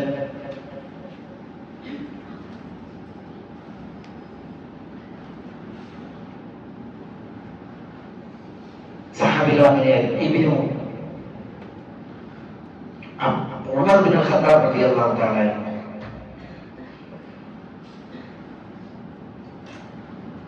ഹദീസ് പഠിക്കാൻ പോയിരുന്ന ചരിത്രം ഇമാം ബുഖാരി മുസ്ലിം ഒക്കെ റിപ്പോർട്ട് ചെയ്തതിൽ കാണാം. അതിൽ ഇമാം മുസ്ലിമിന്റെ നിവേദനത്തിൽ ഉഖ്ബത്ത് ബിൻ ആമിർ റളിയല്ലാഹു തആല റസൂലുള്ളാഹി സ്വല്ലല്ലാഹു അലൈഹി വസല്ലം തങ്ങൾ ഹദീസ് പറയുമ്പോൾ അത് കേൾക്കാൻ വന്നെത്തിയ ചരിത്രം എന്താ? ഉമർ പറയണം, ഞാൻ അൻസാരിയായിട്ട് സുഹൃത്ത്, ഞങ്ങൾ ഊഴമനുസരിച്ചായിരുന്നു സദസ്സിലേക്ക് കേൾക്കാൻ പോയിരുന്നു. ഊഴമനുസരിച്ച് എന്ന് പറഞ്ഞെങ്കിൽ അവരുടെ ജീവൻ പ്രശ്നം ഉണ്ടല്ലോ, അതുകൊണ്ട് തന്നെ ഊഴമനുസരിച്ച് ഒരു ദിവസം ഉമർ റളിയല്ലാഹു തആല ജോലി നിർവഹിക്കുമ്പോൾ സഹോദരൻ അൻസാരി പഠിക്കാൻ വേണ്ടിയിട്ട് പോകും. അടുത്ത ദിവസം സഹോദരന്റെ പണിക്ക് വിട്ടിട്ട് ഉമർക്കാർക്ക് പോകും. അങ്ങനെ കുഞ്ഞാന തനാവബ്, അങ്ങനെയാണ് പ്രയോഗം. തനാവും ഉമർന്ന് പറയുന്നത്, എന്റെ കൂടെ റസൂലുള്ളാഹി സ്വല്ലല്ലാഹു അലൈഹി വസല്ലം അടുക്കൽ പോയി പഠിക്കേണ്ട ദിവസം വന്നപ്പോൾ ഒരു വ്യക്തി റസൂലുള്ളാഹി സ്വല്ലല്ലാഹു അലൈഹി വസല്ലം സംസാരം കേട്ടിട്ട് പറയണം, മാ അജ്വദ ഹാദ, എത്ര മികച്ചത്, എത്ര ഉത്തമം എന്ന് പറയണം. മാ അജ്വദ ഹാദ. അപ്പൊ നോക്കുമ്പോ ഇബ്നു ആമിർ റളിയല്ലാഹു മാ അജ്വദ ഹാദ എന്ന് പറയുന്നത് എന്തൊരു ഉത്തമമായ കാര്യമല്ല, ആശ്ചര്യപ്പെട്ട് പറയണം. അപ്പോ ഉമർ റളിയല്ലാഹു പറയുകയാണ്, അല്ലദീ ഖാലഹു റസൂലുള്ളാഹി സ്വല്ലല്ലാഹു അലൈഹി വസല്ലം ഖബ്ല ഹാദാ വഹുവ അജ്വദ് മിൻ ഹാദാ. അല്ലാഹു റസൂൽ സ്വല്ലല്ലാഹു അലൈഹി വസല്ലം തങ്ങൾ ഇത് പറയുന്നതിന് മുമ്പ് പറഞ്ഞതാണ് ഇതിനേക്കാൾ ഉത്തമം. ഹദീസിന്റെ വിഷയത്തിൽ അതെന്താ ഉഖബത്ത് ഇബ്നു ആമിർ കേട്ടത്? ഉഖബത്ത് ഇബ്നു ആമിർ കേട്ടത്, മാ മിൻകും അഹദ് യതവദ്ദഉ ഫയുഹ്സിനു വുദൂ ثم يصلي ركعتين يقبل فيهما بوجهه وقلبه إلا أوجب الله له الجنة. അതാണ് ഉഖബ കേട്ടത്. റസൂലുള്ളാഹി സ്വല്ലല്ലാഹു അലൈഹി വസല്ലം തങ്ങൾ പറയുന്ന ഹദീസ്, നിങ്ങളിൽ ഒരാൾ വുദൂ ചെയ്യും, നന്നായി വുദൂ ചെയ്യും. വുദൂവിന്റെ അപ്പുറം അയാൾ 2 റക്അത്ത് നിസ്കരിക്കുന്നു. ആ 2 റക്അത്തിൽ തന്റെ മുഖവും കൽബും അല്ലാഹുവിലേക്ക് തിരിച്ചു എന്ന് പറഞ്ഞെങ്കിൽ നിഷ്കളങ്കമായി നിഷ്കപടമായി അല്ലാഹുവിന്റെ ഇഖ്ലാസുള്ളവരായിട്ട് വുദൂ ചെയ്ത് 2 റക്അത്ത് നിസ്കരിച്ചിട്ടുണ്ടെങ്കിൽ അവന് സ്വർഗ്ഗം അനിവാര്യമാണ് എന്നാണ് ഹദീസ്. നേരാവിധം വുദൂ ചെയ്ത് 2 റക്അത്ത് നിസ്കരിക്കുന്ന വിഷയം അത് കേട്ടപ്പോഴാണ് ഉഖബ പറയുന്നത്, മാ അജ്വദ ഹാദാ, ഇതെന്തോരു നല്ല വിഷയം, നല്ല കാര്യം എന്ന്. ഉസ്മാൻ പറയുമ്പോൾ തോൾ കൈയിട്ടിട്ട് വിളിക്കാൻ അദ്ദേഹത്തെ ആര്?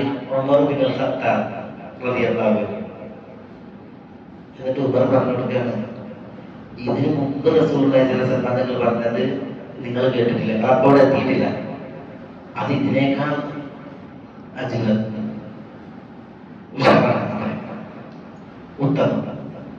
അത് ഉപചരിക്കണത് എന്താണ്? അവർ റസൂലുള്ളാഹി സ്വല്ലല്ലാഹു അലൈഹി വസല്ലം ഇതിനു മുമ്പ് പറഞ്ഞത്, മാ മിൻകും അഹദുൻ യതവദ്ദഉ ഫയുഹ്സിനു വുദൂ ثم يقول أشهد أن لا إله إلا الله وحده لا شريك له وأشهد أن محمدا عبده ورسوله.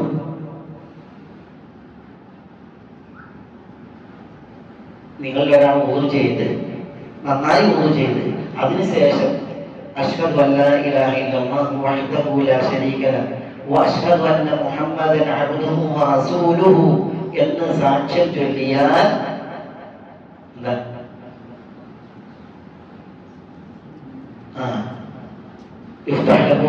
അബ്വാബുൽ ജന്നത്തി സമാനിയ, അവന് സ്വർഗ്ഗത്തിന്റെ 8 കവാടങ്ങൾ തുറക്കപ്പെടും.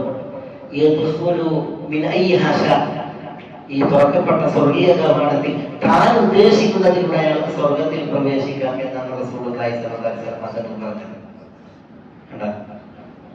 അപ്പോ വുദൂ ചെയ്ത് നന്നായി വുദൂ ചെയ്തതിന് ശേഷം ഈ സാക്ഷ്യവചനങ്ങൾ അഷ്ഹദു അല്ലാ ഇലാഹ ഇല്ലല്ലാഹു വഹ്ദഹു ലാ ശരീക ലഹു വഅഷ്ഹദു അന്ന മുഹമ്മദൻ അബ്ദുഹു വറസൂലുഹു എന്ന് ചൊല്ലിയാൽ സ്വർഗത്തിന്റെ 8 കവാടങ്ങളും അയാൾക്ക് തുറക്കപ്പെടും. താൻ ഉദ്ദേശിക്കുന്നതിലൂടെ അയാൾക്ക് സ്വർഗത്തിലേക്ക് അല്ലാഹു ഭാഗ്യം നൽകി നമ്മൾ അനുഗ്രഹിക്കട്ടെ പ്രവേശിക്കാം എന്ന് പറഞ്ഞത് ഇതിനേക്കാൾ ഉഷാറാണ് ഉമർ റളിയല്ലാഹു അൻഹു പറഞ്ഞു കൊടുക്കുന്നത്. ഈ ദിക്റുണ്ടല്ലോ, വുദൂ ചെയ്തതിന് ശേഷമുള്ള ഈ ദിക്ർ, അത് ഈ ഇമാം മുസ്ലിമിന്റെ നിവേദനത്തിൽ ഇതുവരെയാണുള്ളത്. അഷ്ഹദു അല്ലാ ഇലാഹ ഇല്ലല്ലാഹു വഹ്ദഹു ലാ ശരീക ലഹു വഅഷ്ഹദു അന്ന മുഹമ്മദൻ അബ്ദുഹു വറസൂലുഹു.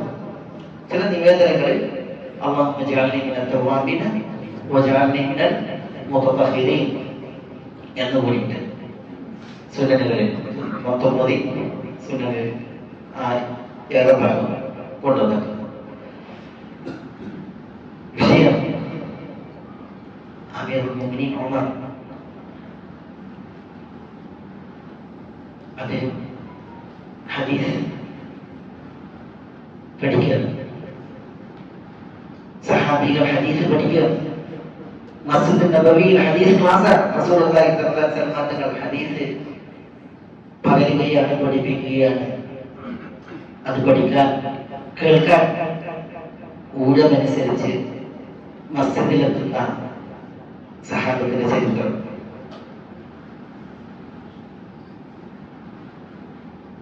നബി സല്ലല്ലാഹു അലൈഹി വസല്ലം തങ്ങളിൽ നിന്ന് അവർ ഹദീസുകൾ കേട്ടു. അന്ന് വിശുദ്ധ ഖുർആനായാലും ഹദീസായാലും ഇതര വിജ്ഞാനങ്ങളായാലും അതൊക്കെ ക്രോഡീകരിക്കപ്പെട്ടിരുന്നത് മനസ്സുകളിലാണ്, ജനഹൃദയങ്ങളിലാണ്.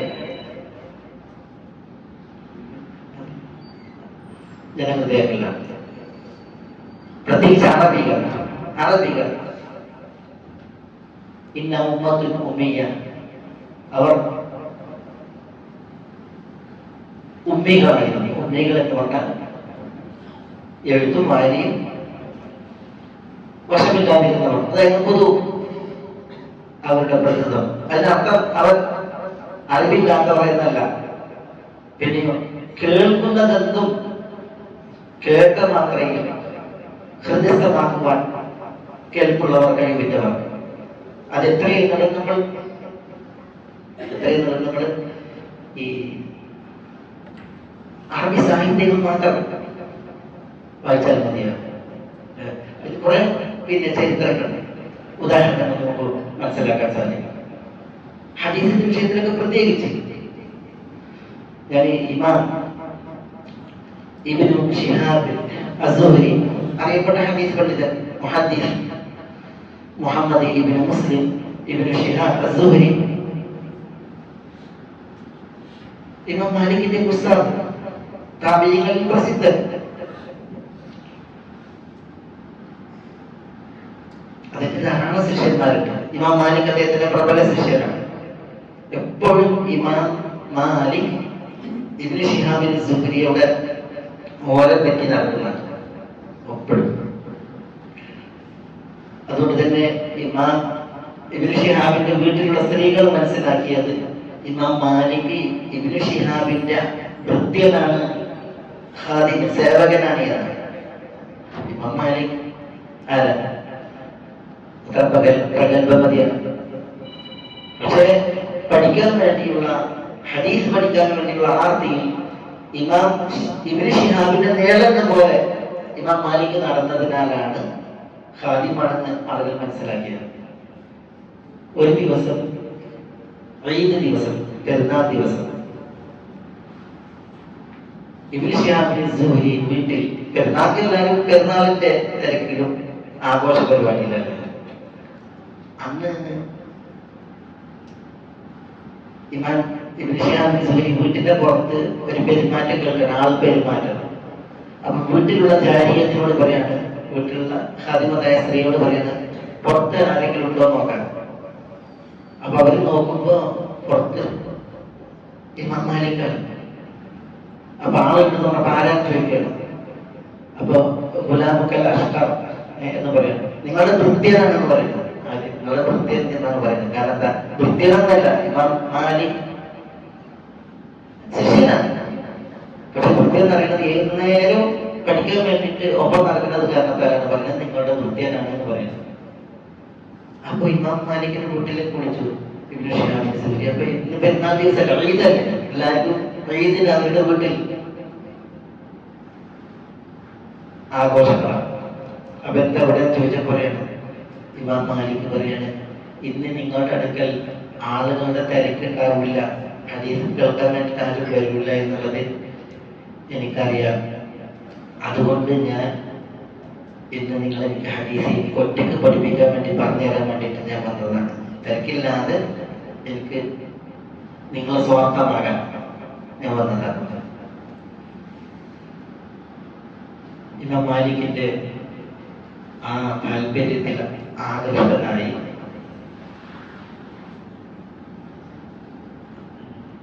അമ്പത് ഹദീസുകൾ ഇബ്നു ശിഹാബ് സുഹരി ആ പെരുന്നാൾ ദിവസം ഇമാം മാലിക്കിന് ഓതി കൊടുത്തു. അതൊക്കെ ഇമാം മാലിക് എഴുതി. എന്നിട്ട് ഇബ്നു സൂരി പറയാണ്, പെരുന്നാളല്ലേ, 50 ഹദീസായില്ലേ, നിങ്ങൾ ഇനി ഇത് പോയിക്കോളി, ഇത് പഠിച്ചിട്ട് ഇനി പിന്നീട് വരാൻ പറഞ്ഞു. അപ്പൊ ഇമാം മാലിക് പറയാണ്, ഇത് ഞാൻ പഠിച്ചു കഴിഞ്ഞു. കേട്ടപ്പോഴത്തേക്ക് അത് എഴുതിയപ്പോഴത്തേക്ക് ഞാനിത് പഠിച്ചു കഴിഞ്ഞു. പേപ്പർ എഴുതിയ എഴുത്ത് കടലാസ് അത് ഇമാം സൂരിയെ ഏൽപ്പിച്ചിട്ട് അദ്ദേഹം പറഞ്ഞ 50 ഹദീസുകളും ആ സമയം ഇമാം മാലിക് കേൾപ്പിച്ചു വരുന്നു. ആരെ? ഉസ്താദിനെ ഇബ്നു ശിഹാബ് സൂരിയെ കേൾപ്പിച്ചു വരുന്നു. ഇബ്നു ശിഹാബ് സൂരി ഇമാം മാലിക്കിൽ ഒരു വലിയ ഭാവിയും നല്ലൊരു നാളെയും പ്രതീക്ഷിച്ചു. ഇമാം മാലിക്കിന്റെ ഹദീസിനോടുള്ള അടങ്ങാത്ത ആവേശം, താല്പര്യം, അതേപോലെ തന്നെ ഇമാം ഇബ്നു ശിഹാബ് സൂരിയെ പോലുള്ളതായ അധ്യാപകരുടെ ആശീർവാദം, എല്ലാത്തിനും ഉപരി അല്ലാഹു സുബ്ഹാനഹു വ തആലയുടെ തൗഫീഖ്. അതുകൊണ്ടാണ് ഇമാം മാലിക് ഇബ്നു അനസ് അൽ അസ്ബഹി റഹിമഹുല്ലാഹ് അദ്ദേഹം ഇമാമായി, മുഹദ്ദിസായി, ഖാദിയായി, മുഅല്ലിമായി, മസ്ജിദ് നബവിയിലെ ഇമാമായി, പിന്നെ അല്ലാഹുവിന്റെ റസൂൽ സല്ലല്ലാഹു അലൈഹി വസല്ലം തങ്ങളുടെ ചാരത്ത് ബഖീഅ ഖബർസ്ഥാനിൽ അല്ലാഹുമ്മ ഗ്ഫിർ ലിഅഹ്ലി ബഖീഅനിൽ ഗർഖൻ, ബഖീഅ ഖബർസ്ഥാനിൽ അന്ത്യവിശ്രമം കൊള്ളുന്നവർക്ക് അല്ലാഹുവേ നീ പുറത്തു കൊടുക്കുക എന്ന ദുആ അത് ലഭിക്കുവാൻ ഭാഗ്യമുള്ളവനായിട്ട് മദീനയിൽ ഇമാം മാലിക് റഹ്മത്തുള്ളാഹി അലൈഹി ശേഷിച്ചത്. ഞാനിത് കൊണ്ടുവന്നത് ഇതായിട്ട് വന്ന് ആളുകളുടെ പ്രകൃതം കേട്ടത് ഹൃദയസ്ഥമാക്കാൻ, മനഃപ്പാഠമാക്കാനുള്ള ഒരു കഴിവ്, വിശേഷ ഹദീസ്.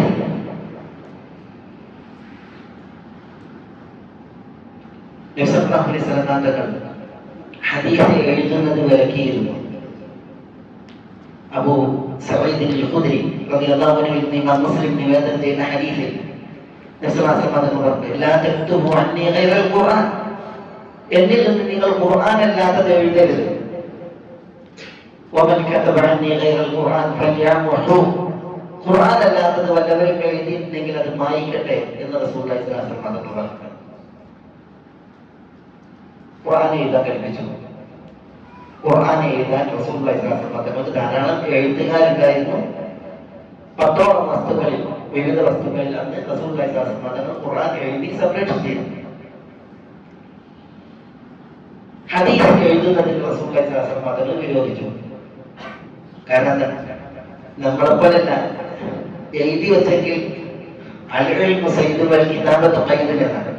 ഇൽമു സയ്യിദാണ്, വേട്ടമൃഗമാണ് ഇൽമ്.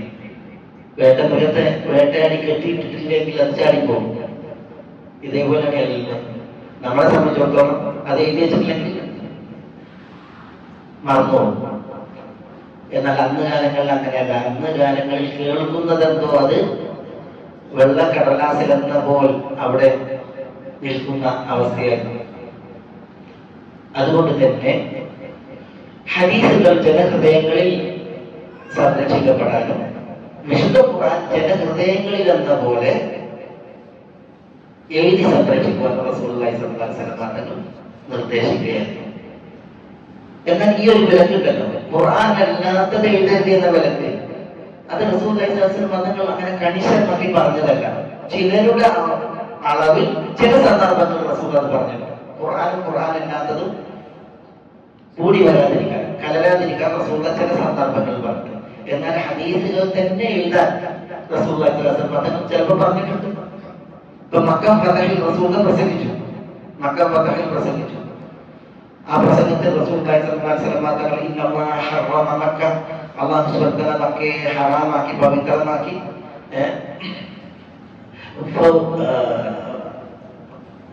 فهي حرام بحرمة الله إلى يوم القيامة. അള്ളാഹു മക്കൾക്ക് പവിത്രത കൽപ്പിച്ചതിനാൽ അത് അന്ത്യനാൾ വരേക്കും പവിത്രമായിരിക്കും എന്നൊക്കെ പറഞ്ഞ് റസൂലുള്ളാഹി സ്വല്ലല്ലാഹു അലൈഹി വസല്ലം തങ്ങൾ പ്രസംഗിച്ചു. പിന്നെ എന്നിട്ട് മക്കയിൽ لا تلتقط لقطتها ولا تقتل صيدها يقتل صيدها ولا ينفر صيدها ولا تعرض شوكتها എന്നൊക്കെ തുടങ്ങി മക്കയിൽ പാടില്ലാത്ത കാര്യങ്ങളൊക്കെ റസൂലുള്ളാഹി സ്വല്ലല്ലാഹു അലൈഹി വസല്ലം തങ്ങൾ മക്ക ഫതഹിൽ പ്രസംഗിച്ചതിന് ശേഷം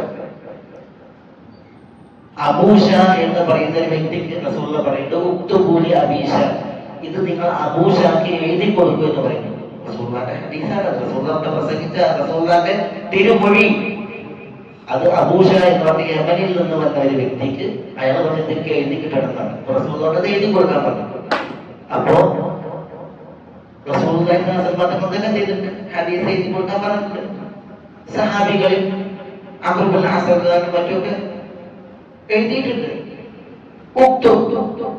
എഴുതിക്കോ എന്ന് റസൂലുള്ളാഹി തങ്ങൾ അംറിനോട് കൽപ്പിച്ചിട്ടുണ്ട്. അപ്പൊ റസൂലുള്ളാഹി തങ്ങൾ ഹദീസ് എഴുതാൻ വിലക്കി, ഖുർആൻ എഴുതാൻ കൽപ്പിച്ചു. ഹദീസ് പ്രമാണമല്ലാത്തത് കൊണ്ടാണ് എന്ന് ചിലർ പറയുന്നുവെങ്കിൽ അത് വസ്തുത യഥാവിധം പറയാത്തത് കൊണ്ടാണ്.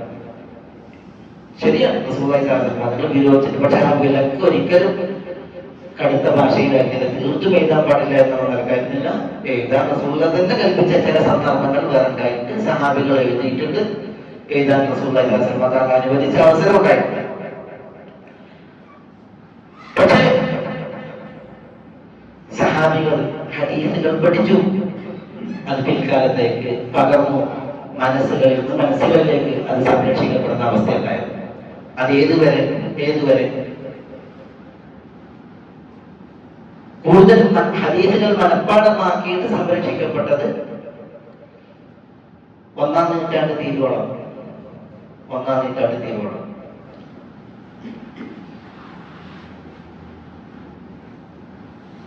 ഉമർ ഇബ്നു അബ്ദുൽ അസീസ് റഹ്മത്തുള്ളാഹി അലൈഹി, അദ്ദേഹം ഭരണാധികാരിയായിരിക്കുകയാണ്. ഹദീസുകൾ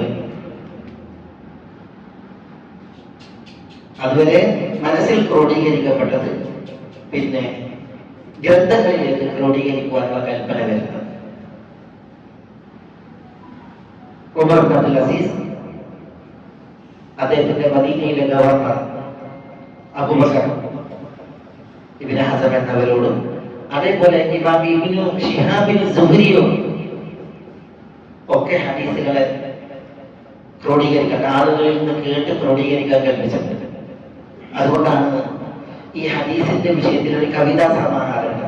ഹദീസിന്റെ വിഷയത്തിൽ കവിതാ സമാഹാരം, അത് ജലാലുദ്ദീൻ സുയൂദിയുടേതാണ്. അതിൽ കാണാം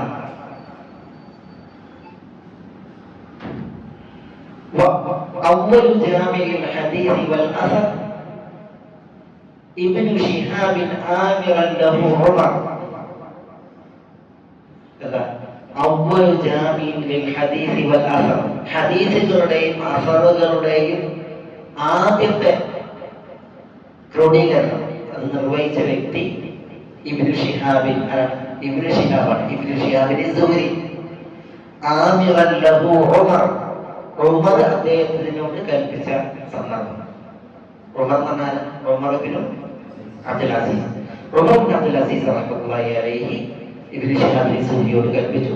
അതുകൊണ്ട് ഇബ്നു ഷിഹാബിൻ സുഹ്രി ഹദീസ് ക്രോഡീകരണം തുടങ്ങി ഗ്രന്ഥത്തിൽ.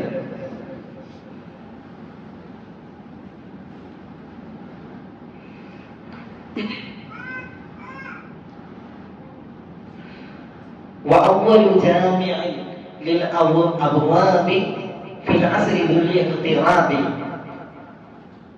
كابن جريج وهشيم ومالك ومعمر وولد ابن المبارك എന്ന് തുടങ്ങിയിട്ട് ജലാലുദ്ദീൻ സുയൂദി ഈ ഹദീസുകൾ എഴുതാൻ തുടങ്ങിയതിന്റെ ചരിത്രം പറയുന്നത്. അദ്ദേഹത്തിന്റെ കവിതകളാണ്. ആ കവിതയിൽ ആദ്യം ഇബ്നു ഷിഹാബിൻ സുഹ്രിയോട് ഉമർ ഇബ്നു അബ്ദുൽ അസീസ് കൽപ്പിച്ചു, എന്നിട്ട് ഹദീസ് എഴുതി തുടങ്ങിയതാണ്. ഇബ്നു ഷിഹാബിൻ സുഹ്രി മാത്രമല്ല, ഇബ്നു ജുറൈജ്, അബ്ദുൽ മലിക് ഇബ്നു ജുറൈജ്, അതേപോലെ തന്നെ ഹുശൈം ഇബ്നു ബഷീർ, അതേപോലെ ഇമാം മാലിക് ഇബ്നു അനസ് അൽ അസ്ബഹി, അതേപോലെ മഅ്മർ ഇബ്നുൽ മുസന്ന ഇങ്ങനെ തുടങ്ങി കുറെ ആളുകൾ അക്കാലങ്ങളിൽ ഹദീസ് എഴുതാൻ തുടങ്ങിയതാണ്. ഞാൻ പറഞ്ഞു ചില ആളുകൾ എന്ന് പറയും മുഹമ്മദ് സല്ലല്ലാഹു അലൈഹി വസല്ലം തങ്ങൾ വഫാത്തായി കുറേ കാലം കഴിഞ്ഞ് പിന്നെയാണ് ഇമാം ബുഖാരി ഹദീസ് ക്രോഡീകരിച്ചത്. ആദ്യകാലത്തൊന്നും ഹദീസ് ക്രോഡീകരണം നടന്നിട്ടില്ല. ഇങ്ങനെയാണ് ഹദീസിനെ വിമർശിക്കാൻ പറയാറുള്ളത്. യഥാർത്ഥത്തിൽ ഹദീസിന്റെ ക്രോഡീകരണം തന്നെ ഞാൻ എന്തിനാ പറഞ്ഞത്? ഉമർ റളിയല്ലാഹു ഹദീസ് പഠിക്കാൻ പോയത്, ജാബിർ ഹദീസ് പഠിക്കാൻ പോയത്, ഉഖബത്ത് ബിൻ ആമിർ പഠിക്കാൻ പോയത്. റസൂലുള്ളാഹി സ്വല്ലല്ലാഹു അലൈഹി വസല്ലം തങ്ങൾ ഹദീസ് പഠിപ്പിച്ചു. അതൊക്കെ മനസ്സുകളിൽ ഏറ്റുവാങ്ങി അന്ന് തന്നെ ഹദീസ് എഴുതുന്നവരുണ്ടായിരുന്നു, അമറുൽ പോലുള്ളവരൊക്കെ. പക്ഷെ അവർക്ക് ഹദീസ് എഴുതേണ്ട കാര്യമില്ല. അവർക്ക് ഹദീസുകൾ മനഃപ്പാഠമാക്കാൻ മാത്രം അനുഗ്രഹീതമായ തലച്ചോറും ഖൽബുമാണ് അല്ലാഹു സുബ്ഹാനഹു വ തആല നൽകിയിട്ടുണ്ടായിരുന്നത്. പക്ഷേ ഇത് പിന്നീട് ക്രോഡീകരിച്ച ഗ്രന്ഥങ്ങളിലേക്ക് ക്രോഡീകരിച്ച ചരിത്രം അത് തുടങ്ങുന്നത് എന്താണ്? ഉമർ ഇബ്നു അബ്ദുൽ അസീസ് ഭരണം നടത്തിയ ആ കാലഘട്ടത്തിലാണ്. അത് ഒന്നാം നൂറ്റാണ്ടിന്റെ ഒടുവിൽ ഹിജ്റയുടെ 99 എന്ന് പറയുമ്പോൾ ഇമാം ബുഖാരി റഹ്മത്തുള്ളാഹി 194 ജനിച്ചത്. 194 256 വഫാത്താവുന്നത് ഇമാം ബുഖാരി. 194 ജനിച്ചത് 256. 194 മുമ്പ്, ഒരു നൂറ്റാണ്ട് മുമ്പ് 99 ഇതിന്റെ ക്രോഡീകരണം തുടങ്ങിയിട്ടുണ്ട്. അബൂബക്കർ ഇബ്നു ഹസനിനോട് മദീനയിലെ വലിയ ഹദീസ് പണ്ഡിതന്മാർ, അതിൽപ്പെട്ടതാണ് അംറ ബിൻത് അബ്ദുറഹ്മാൻ ഇബ്നു അസദ് ബിൻ സുറാറയുടെ പേരക്കുട്ടി അംറ എന്ന് പറയുന്ന മഹദി, ആയിഷ റളിയല്ലാഹു അൻഹ വളർത്തിയ മഹദിയാണ്. എല്ലാ നിലക്കും പ്രത്യേകിച്ച് വിജ്ഞാനത്തിൽ ഹദീസ്, അവരിൽ നിന്നൊക്കെ ഹദീസ് സ്വീകരിക്കാൻ വേണ്ടിയിട്ട് ഉമർ ഇബ്നു അബ്ദുൽ അസീസ് പറയുകയും അത് ക്രോഡീകരിക്കാൻ പറയുകയും ചെയ്തു. അങ്ങനെ ഹദീസിന്റെ ക്രോഡീകരണം അത് വളരെ മുമ്പ് തന്നെ തുടങ്ങിയിട്ടുണ്ട്. അത് ഇമാം ബുഖാരിയിൽ തുടങ്ങിയ ഒരു വിഷയമല്ല. പിന്നെ അതിനകത്ത് മുസ്ലിം ബിൻ ഹജ്ജാജിൽ തുടങ്ങിയ ഒരു വിഷയമല്ല. പിന്നെ അതിനു മുമ്പ് ഹദീസ് രചിക്കുന്ന അവസ്ഥ ഉണ്ടായിട്ടുണ്ട്.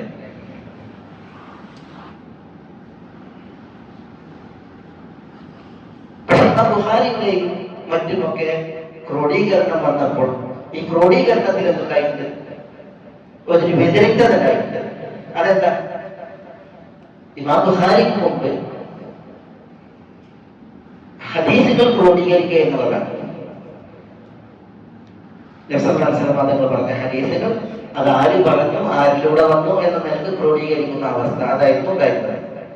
പക്ഷെ ഇമാം ബുഖാരി റഹ്മത്തുള്ളാഹി അലൈഹി ഇവിടെ ജീവിച്ച നാളിൽ അന്നത്തെ ഇസ്ലാമിക പണ്ഡിത ലോകം ശ്രദ്ധിച്ച ഒരു വിഷയം, ഈ ക്രോഡീകരിക്കപ്പെടുന്നതിൽ സഹീഹായത് മാത്രം ലക്ഷ്യമാക്കിയിട്ടുള്ള ക്രോഡീകരണം. അതാണ് ഇമാം ബുഖാരി റഹ്മത്തുള്ളാഹി അലൈഹി ഹദീസ് സഹീഹുൽ ബുഖാരി രചിക്കാനുള്ള കാരണം, ഒരിക്കൽ അദ്ദേഹത്തിന്റെ ഉസ്താദ് ഇമാം ബുഖാരി ഉൾപ്പെടെയുള്ള ശിഷ്യന്മാരിലേക്ക് റസൂലുള്ളാഹി സ്വല്ലല്ലാഹു അലൈഹി വസല്ലം തങ്ങളുടെ സുന്നത്തുകളിൽ സഹീഹായി അതിനെ ഉൾപ്പെടുത്തിയിട്ട് നിങ്ങളൊരു രചന നടത്തിയിരുന്നുവെങ്കിൽ എന്ന് അദ്ദേഹം ഒരു ആഗ്രഹം പറഞ്ഞു. അദ്ദേഹത്തിന്റെ ഉസ്താദ് ഇമാം ബുഖാരിയുടെ ഉസ്താദ് ഇസ്ഹാഖ് ഇബ്നു റാഹവൈ അദ്ദേഹം പറയുന്നു, ഉസ്താദ് പറഞ്ഞാണ്,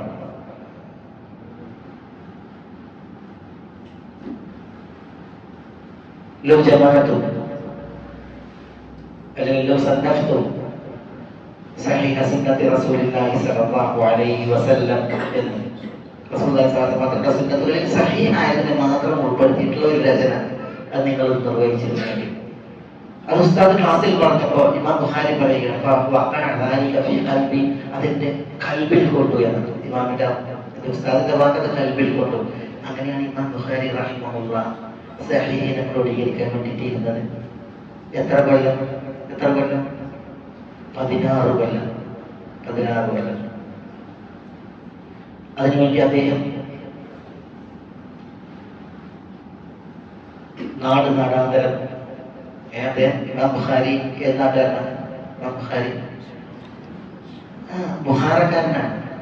ബുഹാറ എന്ന് പറഞ്ഞിട്ടുണ്ടെങ്കിൽ പിന്നെ ഉസ്ബെക്കിസ്ഥാൻ, ഇന്നത്തെ ഉസ്ബെക്കിസ്ഥാനിലാണ്, റഷ്യൻ റിപ്പബ്ലിക്കുകളിൽ എന്നപ്പെടുന്നതാണ് ബുഹാറ. അറേബ്യൻ ഉപദ്വീപിന്റെ കവി പറഞ്ഞില്ലേ, അറാ ബുഹാറ ബിനാദി വഹിയ നാഹിയതുൻ വഅസ്തരീഹു ഇലാ ദിക്റാ ഖുറാസാനി. ബുഹാറ എന്റെ നാടായി ഞാൻ ബുഹാറയെ കാണുന്നു. അറാ ബുഹാറ ബിനാദി വഹിയ നാഹിയതുൻ, വളരെ വിട്ട് കിടക്കുന്ന നാടാണ്. അറേബ്യൻ ഉപദ്വീപിന് വളരെ വിട്ട്. ഉസ്ബെക്കിസ്ഥാനിൽ ബുഖാറയിൽ ജനിച്ച ഇമാം ബുഖാരി റഹ്മത്തുള്ളാഹി അലൈഹി അദ്ദേഹം അവിടെ നിന്ന് തുടങ്ങിയതാണ്. അദ്ദേഹത്തിന്റെ ശിഷ്യനും ഖാദിമുമായ അബൂ ജഅഫർ അൽ-വറാഖ്, മുഹമ്മദ് ഇബ്നു അബീ ഹാതിം അൽ-വറാഖ്, അബൂ ജഅഫർ അൽ-വറാഖ് അദ്ദേഹം ചോദിക്കുകയാണ്, കൈഫ കാന ബിദു അംരിക, താങ്കളുടെ ഈ ഹദീസ് പഠനം, വിദ്യാഭ്യാസം തുടക്കം എങ്ങനെയായിരുന്നു ചോദിക്കുമ്പോൾ അദ്ദേഹം പറയുന്നത്, ഇന്നി ഉൽഹിംതു ഹിഫ്ള ഹദീസ് റസൂലുള്ളാഹി സ്വല്ലല്ലാഹു അലൈഹി വസല്ലം, അല്ലാഹുവിന്റെ റസൂൽ സ്വല്ലല്ലാഹു അലൈഹി വസല്ലം തങ്ങളുടെ ഹദീസ് മനഃപ്പാഠമാക്കാനുള്ള ബോധനം എനിക്ക് നൽകപ്പെട്ടിരുന്നത്. റസൂലുള്ളാഹിന്റെ ഹദീസ് കേട്ട് അത് മനസ്സിൽ പെട്ടെന്ന് ഹൃദയസ്ഥമാക്കാനുള്ള ഒരു കഴിവ് അത് നൽകപ്പെട്ടിരുന്നു. അപ്പൊ ചോദിക്കണം, അന്ന് നിങ്ങൾക്ക് എത്ര വയസ്സായിരുന്നു ചോദിക്കണം. അപ്പൊ പറയണേ 10 വയസ്സ്. അങ്ങനെ ആ 10-ാം വയസ്സിൽ തുടങ്ങി ഇമാം ബുഖാരി 16 വയസ്സാകുമ്പോഴത്തേക്ക് അബ്ദുല്ലാഹ് ഇബ്നുൽ മുബാറക്കിന്റെയും വകീ ഇബ്നുൽ ജറാഹിന്റെയും കിതാബുകൾ മനഃപ്പാഠമാക്കിയത് 16 വയസ്സാകുമ്പോഴത്തേക്ക്. ഇമാം ബുഖാരിയുടെ ചെറുപ്പത്തിലെ ഈ ഒരു കഴിവ് കണ്ടാണ് ഉമ്മ നമ്മുടെ രക്ഷിതാക്കൾ കേൾക്കേണ്ട വിഷയമാണ്. ഉമ്മ ബുഖാരി, ഇമാം ബുഖാരിന്റെ പേര് മുഹമ്മദ് ഇബ്നു ഇസ്മായിൽ ഇബ്നു ഇബ്രാഹിം ഇബ്നുൽ മുഗീറ ഇബ്നു വർദസ്ത അൽ-ജുഅഫി. ഇമാം ബുഖാരിയെ മുഹമ്മദ് എന്ന തന്റെ മകനെയും അഹ്മദ് എന്ന തന്റെ മകനെയും കൂട്ടി ബുഖാറയിൽ നിന്ന് മക്കയിലേക്ക് വന്നു. എന്നിട്ട് ഹജ്ജ് ചെയ്തു. മുഹമ്മദ് അഹ്മദ് 2 മക്കളെയും കൊണ്ട് ഹജ്ജ് ചെയ്ത് മകൻ മുഹമ്മദിനെ ബുഖാരിയെ മക്കയിൽ പഠിക്കാൻ ഏൽപ്പിച്ച് സഹോദരൻ അഹ്മദിനെയും കൊണ്ട് മടങ്ങി. കാരണം 16-ാം വയസ്സായപ്പോഴത്തേക്ക് ബുഖാരി ഇത്രമേൽ പ്രഗത്ഭനായിട്ട് തിളങ്ങി എന്നുള്ളതാണ്. ബുഖാറിയിൽ അവിടെ പഠിച്ച് ഉസ്താദ്മാർക്ക് തിരുത്തി കൊടുക്കുകയെന്നാണ് ചില വിഷയങ്ങൾ ഒക്കെ. വലിയ ചരിത്രം അതിനെ പറ്റി പോകില്ല, നമ്മുടെ വിഷയമല്ല. ഇമാം ബുഖാരിക്ക് കാഴ്ചക്ക് പരിധി ഉണ്ടായിരുന്നു, കാഴ്ചക്ക് കുറവുണ്ടായിരുന്നു. ആ ഒരു പരിമിതിയുള്ള വ്യക്തിയാണ് അദ്ദേഹം. പക്ഷെ ഒരു ദിവസം ഈ ഉമ്മ ബുഖാരിയുടെ വിഷയത്തിൽ, ബുഖാരി ആയത്തുമിൻ ആയാത്തിൽ അതാണ് പണ്ഡിതന്മാർ പറയാം, നാല് ദൃഷ്ടാന്തങ്ങളിൽ ഒരു മഹാദൃഷ്ടാന്തമായിരുന്നു ഇമാം ബുഖാരി. ഒരു ദിവസം സ്വപ്നം കാണാണ്. ആ സ്വപ്നത്തിൽ ഇബ്രാഹിം അലൈഹി സ്വലാത്തു വസ്സലാം ഉമ്മയുടെ സ്വപ്നത്തിൽ ദൃശ്യമാണ്. എന്നിട്ട് പറയാണ്, നിങ്ങളുടെ മകന്റെ കാഴ്ച അല്ലാഹു സുബ്ഹാനഹു വ തആല തിരിച്ചു നൽകിയിരിക്കുന്നു. ലികസറതി ദുആഇകി വലികസറതി ബുകാഇകി, നിങ്ങളുടെ കരച്ചിലിന്റെ ആധിക്യം കാരണത്താൽ, നിങ്ങളുടെ ദുആഇന്റെ ആധിക്യം കാരണത്താൽ ഈ മകന് വേണ്ടി നിങ്ങൾ ഏറെ കരഞ്ഞു, മകന് വേണ്ടി നിങ്ങൾ ഏറെ ദുആ ചെയ്തു. അതിനാൽ അല്ലാഹു സുബ്ഹാനഹു വ തആല നിങ്ങളുടെ മകന്റെ കാഴ്ച തിരിച്ചു നൽകിയിരിക്കുന്നു എന്ന് ഇബ്രാഹിം അലൈഹി സ്വലാത്തു വസ്സലാം സുവിശേഷം പറയിച്ചു ഉമ്മയെ എന്നാണ്. ആ ഉറക്കം പറഞ്ഞ ഉമ്മ പിന്നെ മകനെ ഈ പരിമിതി പരിഹരിക്കപ്പെട്ട നിലയിൽ കാഴ്ച കിട്ടിയവനായി മനസ്സിലാക്കി.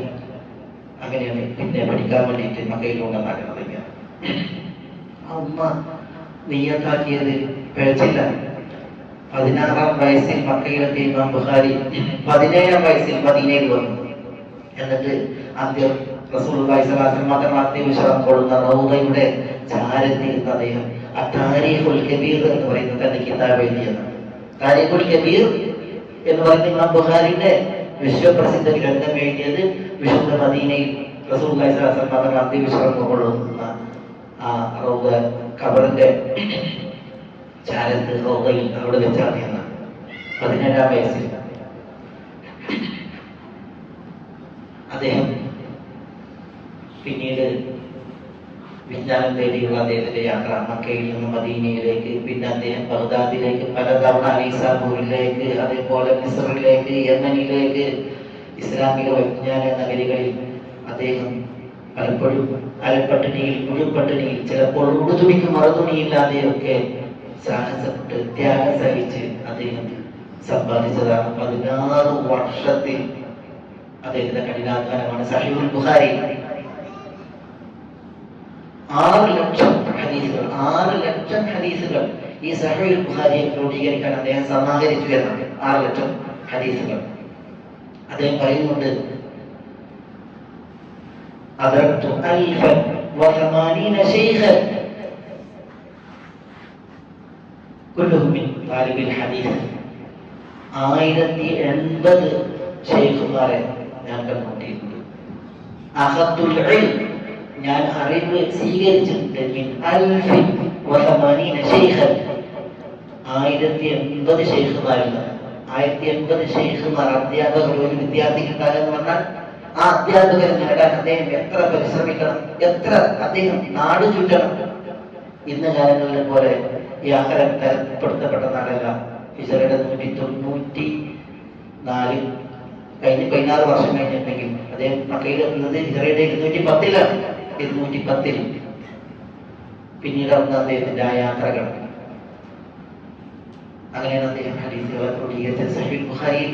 ഈ 6 ലക്ഷം ഹദീസുകളിൽ നിന്ന് അദ്ദേഹം സഹീഹുൽ ബുഖാരിയിൽ എത്ര ഹദീസ് ആവർത്തനമില്ലാതെ 2602 ഹദീസ് ആവർത്തനമില്ലാതെ, ആവർത്തനത്തോടു കൂടി 7275 7393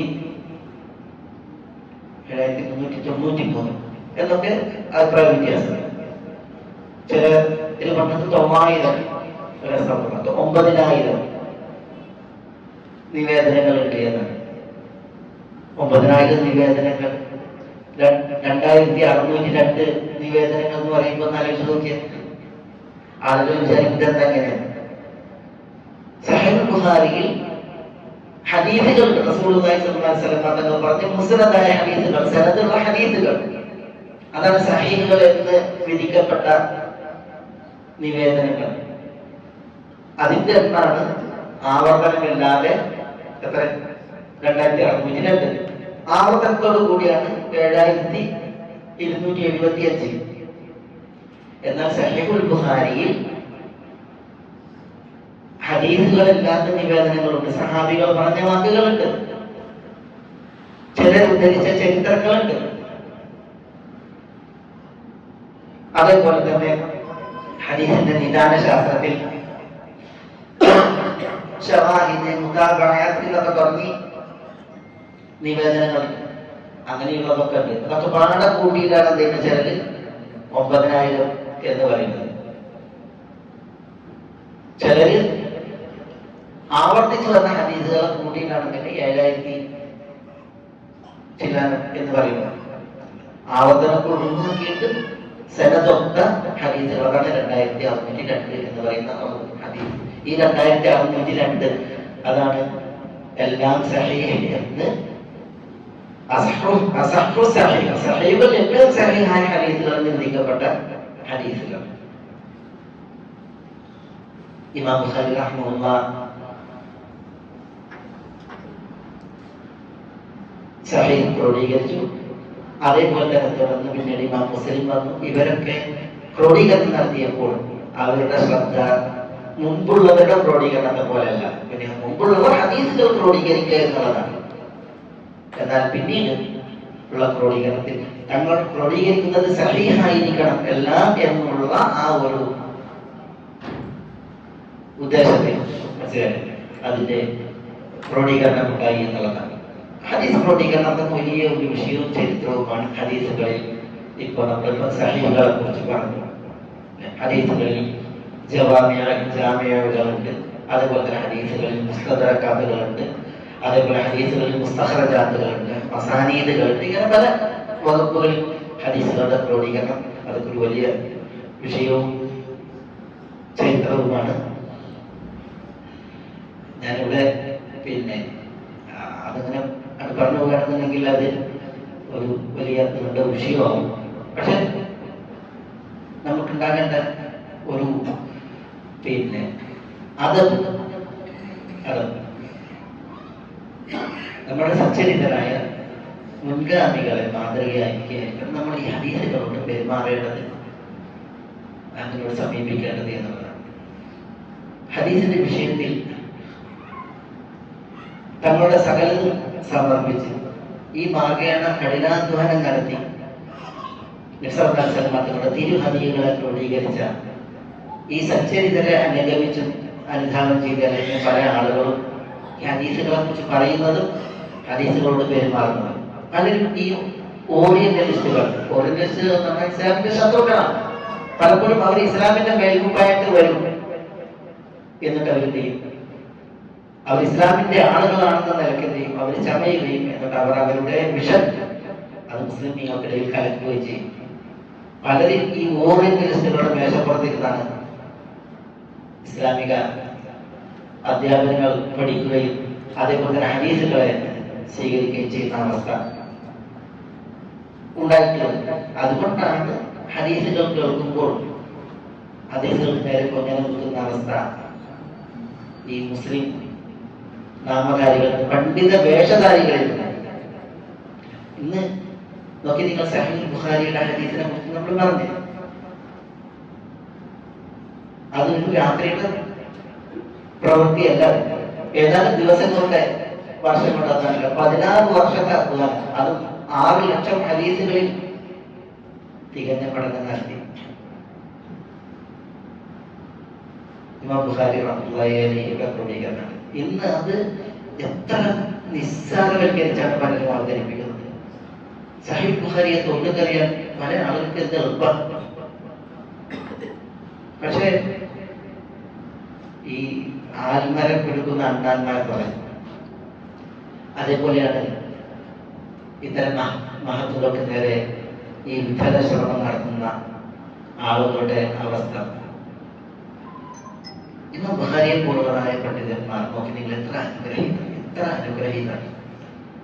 ഖതീബുൽ ബഗ്ദാദി, താരീഖ് ബഗ്ദാദി, അബ്ദുൽ വാഹിദ് ഇബ്നു ആദം തവാവീസിയെ ഉദ്ധരിച്ചൊരു ചരിത്രം കൊടുക്കുന്നത്. തവാവീസി എന്ന് പറയും. തവാവീസി എന്നതിന്റെ വിശ്രുതൻ അതേ പറയാണ്.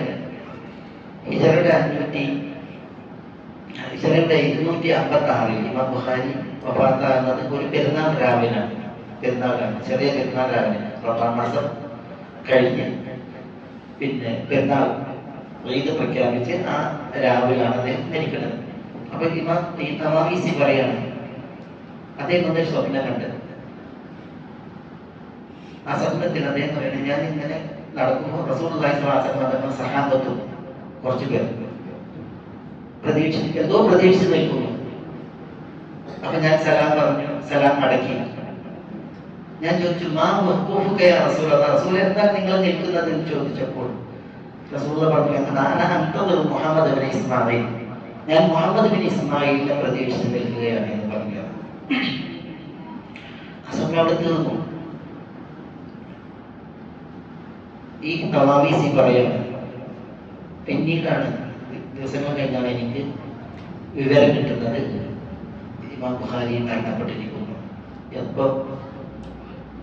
ഈ സമയം ഞാൻ ആ സ്വപ്നം കണ്ട സമയം, ആ സമയത്തായിരുന്നു ഇമാം ബുഖാരിയുടെ മരണം നടന്നത്. ഇന്നത്തെ മാതിരി ഈ വാർത്താ മാധ്യമങ്ങൾ തരപ്പെടുത്തപ്പെട്ട ഒരു അവസ്ഥ അല്ലാതെ.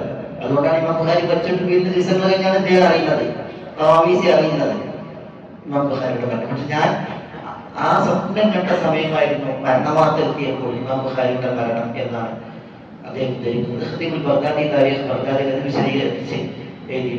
ഇമാം ബുഖാരി റഹ്മത്തുള്ളാഹി എത്ര വലിയ ഒരു അനുഗ്രഹീത മനുഷ്യനായിരുന്നു.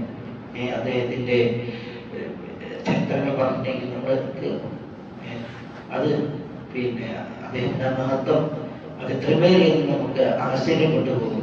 അത്ര മഹനീയമായ ചരിത്രമാണ് അദ്ദേഹത്തിന്. അത്തരം ഒരു മഹാനാണ് ഇന്ന് പലപ്പോഴും മസ്ജിദുകളും മിമ്പറുകളും പോലും ഈ മുസ്ലിം പണ്ഡിത വേഷധാരികളാൽ വികൃതമാക്കപ്പെടുന്നത് എന്നുള്ളതാണ് സങ്കടകരം.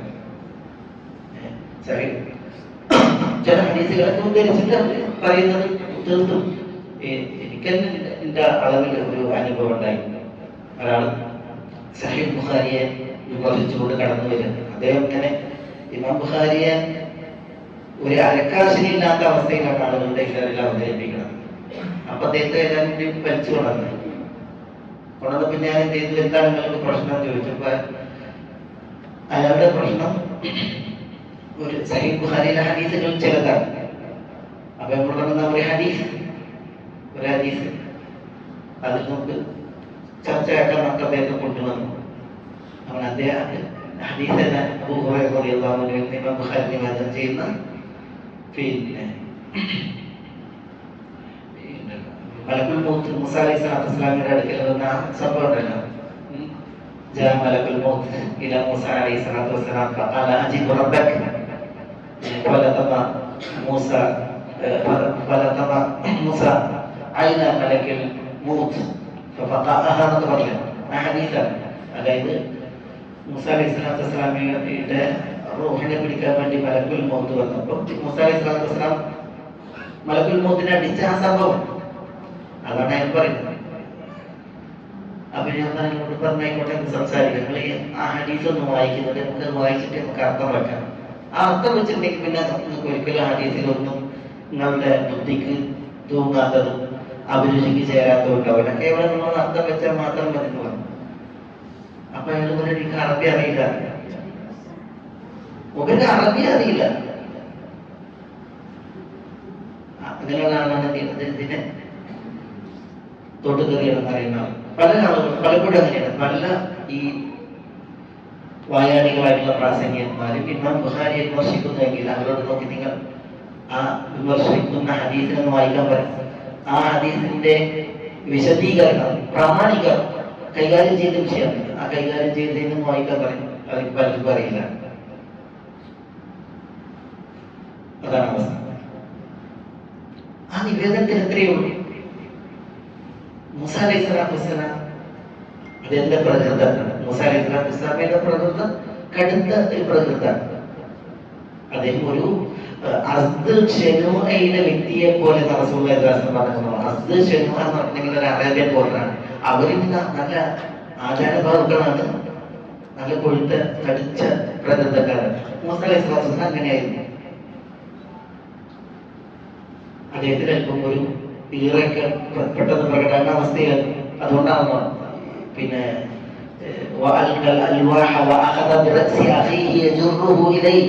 എന്നൊക്കെ പറഞ്ഞത്. സാമിനി പശുക്കുട്ടി ഉണ്ടാക്കി കൊടുത്ത് ആരാധിക്കുന്നത് കണ്ടപ്പോൾ തൗറാത്തിന്റെ ലൗഹുകൾ അദ്ദേഹം അൽക്കൽ അൽവാഹി ഉറഞ്ഞു എന്നാണ്, അത് ഉടഞ്ഞു എന്നാണ്. സഹോദരൻ ഹാറൂന്റെ തല പിടിച്ച് വലിച്ചു, താടി പിടിച്ച് വലിച്ചു എന്ന് പറഞ്ഞേ. അദ്ദേഹത്തിന് പറഞ്ഞതാണ് മൂസ അലൈഹിസ്സലാത്തു വസ്സലാം വീട്ടിലില്ലാത്ത സമയത്താണ് മലക്കുൽ മൗത്ത് മനുഷ്യരൂപത്തിൽ വന്ന് വീട്ടിലിരിക്കുന്നത്. എന്നിട്ട് മൂസ അലൈഹിസ്സലാത്തു വസ്സലാം നമ്മൾ പറയുന്നത് അജീബ് റബ്ബക എന്നാണ്. അജീബ് റബ്ബക എന്നുണ്ടെങ്കിൽ മരിക്കാൻ തയ്യാറായിക്കൊന്നല്ല. താനില്ലാത്ത സമയത്ത് മനുഷ്യരൂപം തന്റെ വീട്ടിൽ വന്നിട്ട് താൻ വന്നപ്പോൾ മരിക്കാൻ റെഡി ആയിപ്പോന്ന് പറഞ്ഞാൽ അങ്ങനെ ഉണ്ടാവും. അതുകൊണ്ടാണ് മൂസ അലൈഹിസ്സലാത്തു വസ്സലാം അടിച്ചത്.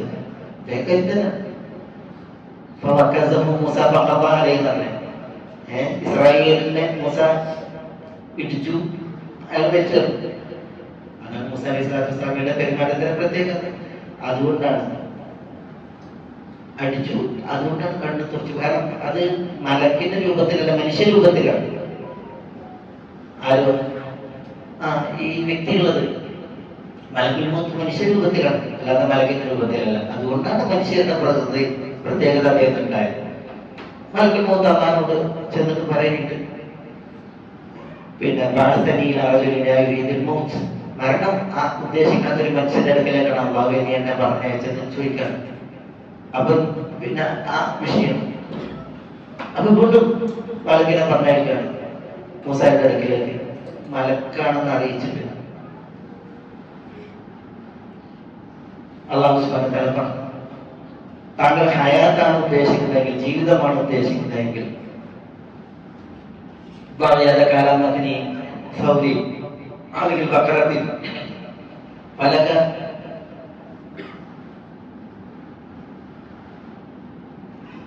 ബികുല്ലി ഷാറത്ത്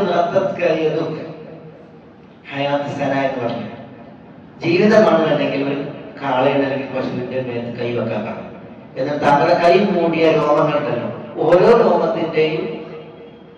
രോമത്തിനും ഓരോ വർഷം അത്ര ജീവിതം താങ്കൾക്ക് തരാമെന്ന് പറയുന്നു. മലക്ക് വന്നിട്ട് അപ്പം മലക്കുൽ മൗത്തിനോട് മൂസാ അലൈഹി സ്വലാത്തു ചോദിക്കണം, അത്ര കാലം ജീവിച്ചിട്ട് പിന്നെ എന്താന്ന് ചോദിക്കണം. പിന്നെ ധാരണം എന്ന് പറയണം. അപ്പൊ മൂസാ അലൈഹി സ്വലാത്തു വസ്സലാം പിന്നെ പ്രശ്നം പറഞ്ഞ എങ്കിൽ എനിക്ക് അത്ര കാലം ജീവിക്കേണ്ട ആവശ്യമില്ല, ഇപ്പൊ ഞാൻ മരണം ഉദ്ദേശിക്കുന്നു എന്ന് പറഞ്ഞ് മൂസാ അലൈഹി സ്വലാത്തു വസ്സലാം ദുആ ചെയ്തു, അല്ലാഹുവേ എന്നെ നീ ഉസൈബുൽ അഹ്മറിൽ, ഉസൈബുൽ അഹ്മർ എന്ന് പറഞ്ഞാൽ വിശുദ്ധ ഭൂമി ഖുദ്സ്, അല്ലാഹു സുബ്ഹാനഹു വ തആല നാടിന്റെ ഇസ്സത്ത് തിരിച്ചു നൽകുമാറാവട്ടെ, ഖുദ്സിലേക്ക് അടുപ്പിച്ചിട്ട് ഉസൈബുൽ അഹ്മറിൽ മരിപ്പിക്കണമേ എന്ന് പറഞ്ഞു. അങ്ങനെ മൂസാ അലൈഹി സ്വലാത്തു വസ്സലാം തനിക്ക് വിധിച്ച മരണം ഏറ്റു പറഞ്ഞു. ഒരു പ്രശ്നം ഉണ്ടായിരുന്നു.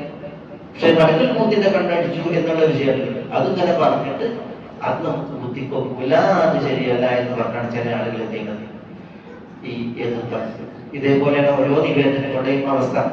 ആളുകൾ ഈ വസ്തുതകൾ, വിഷയങ്ങൾ അതും നേരാവിധം വായിച്ച് പറയും, മനസ്സിലാക്കുന്ന അവസ്ഥ പോലും ഇല്ല എന്നുള്ളതാണ് ഇതിന്റെ ഒരു സങ്കടം. ഞാൻ പിന്നെ സംസാരത്തിൽ കൊണ്ടുപോയി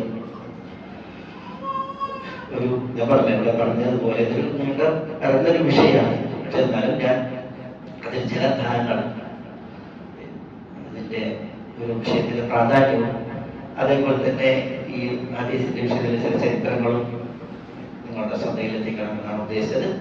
പക്ഷെ നമുക്ക് എന്തെങ്കിലും സംശയങ്ങളുണ്ടെങ്കിൽ പിന്നെ അത് വിപുലീകരിക്കുന്ന അവസ്ഥയാകാം.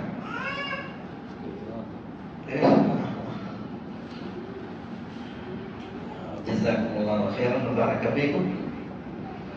അല്ലാഹു സുബ്ഹാനഹു വ തആല നാം ഈ പറഞ്ഞതിനെ സാലിഹായ അമലായി പരിഗണിച്ച് സ്വീകരിക്കുമാറാവട്ടെ.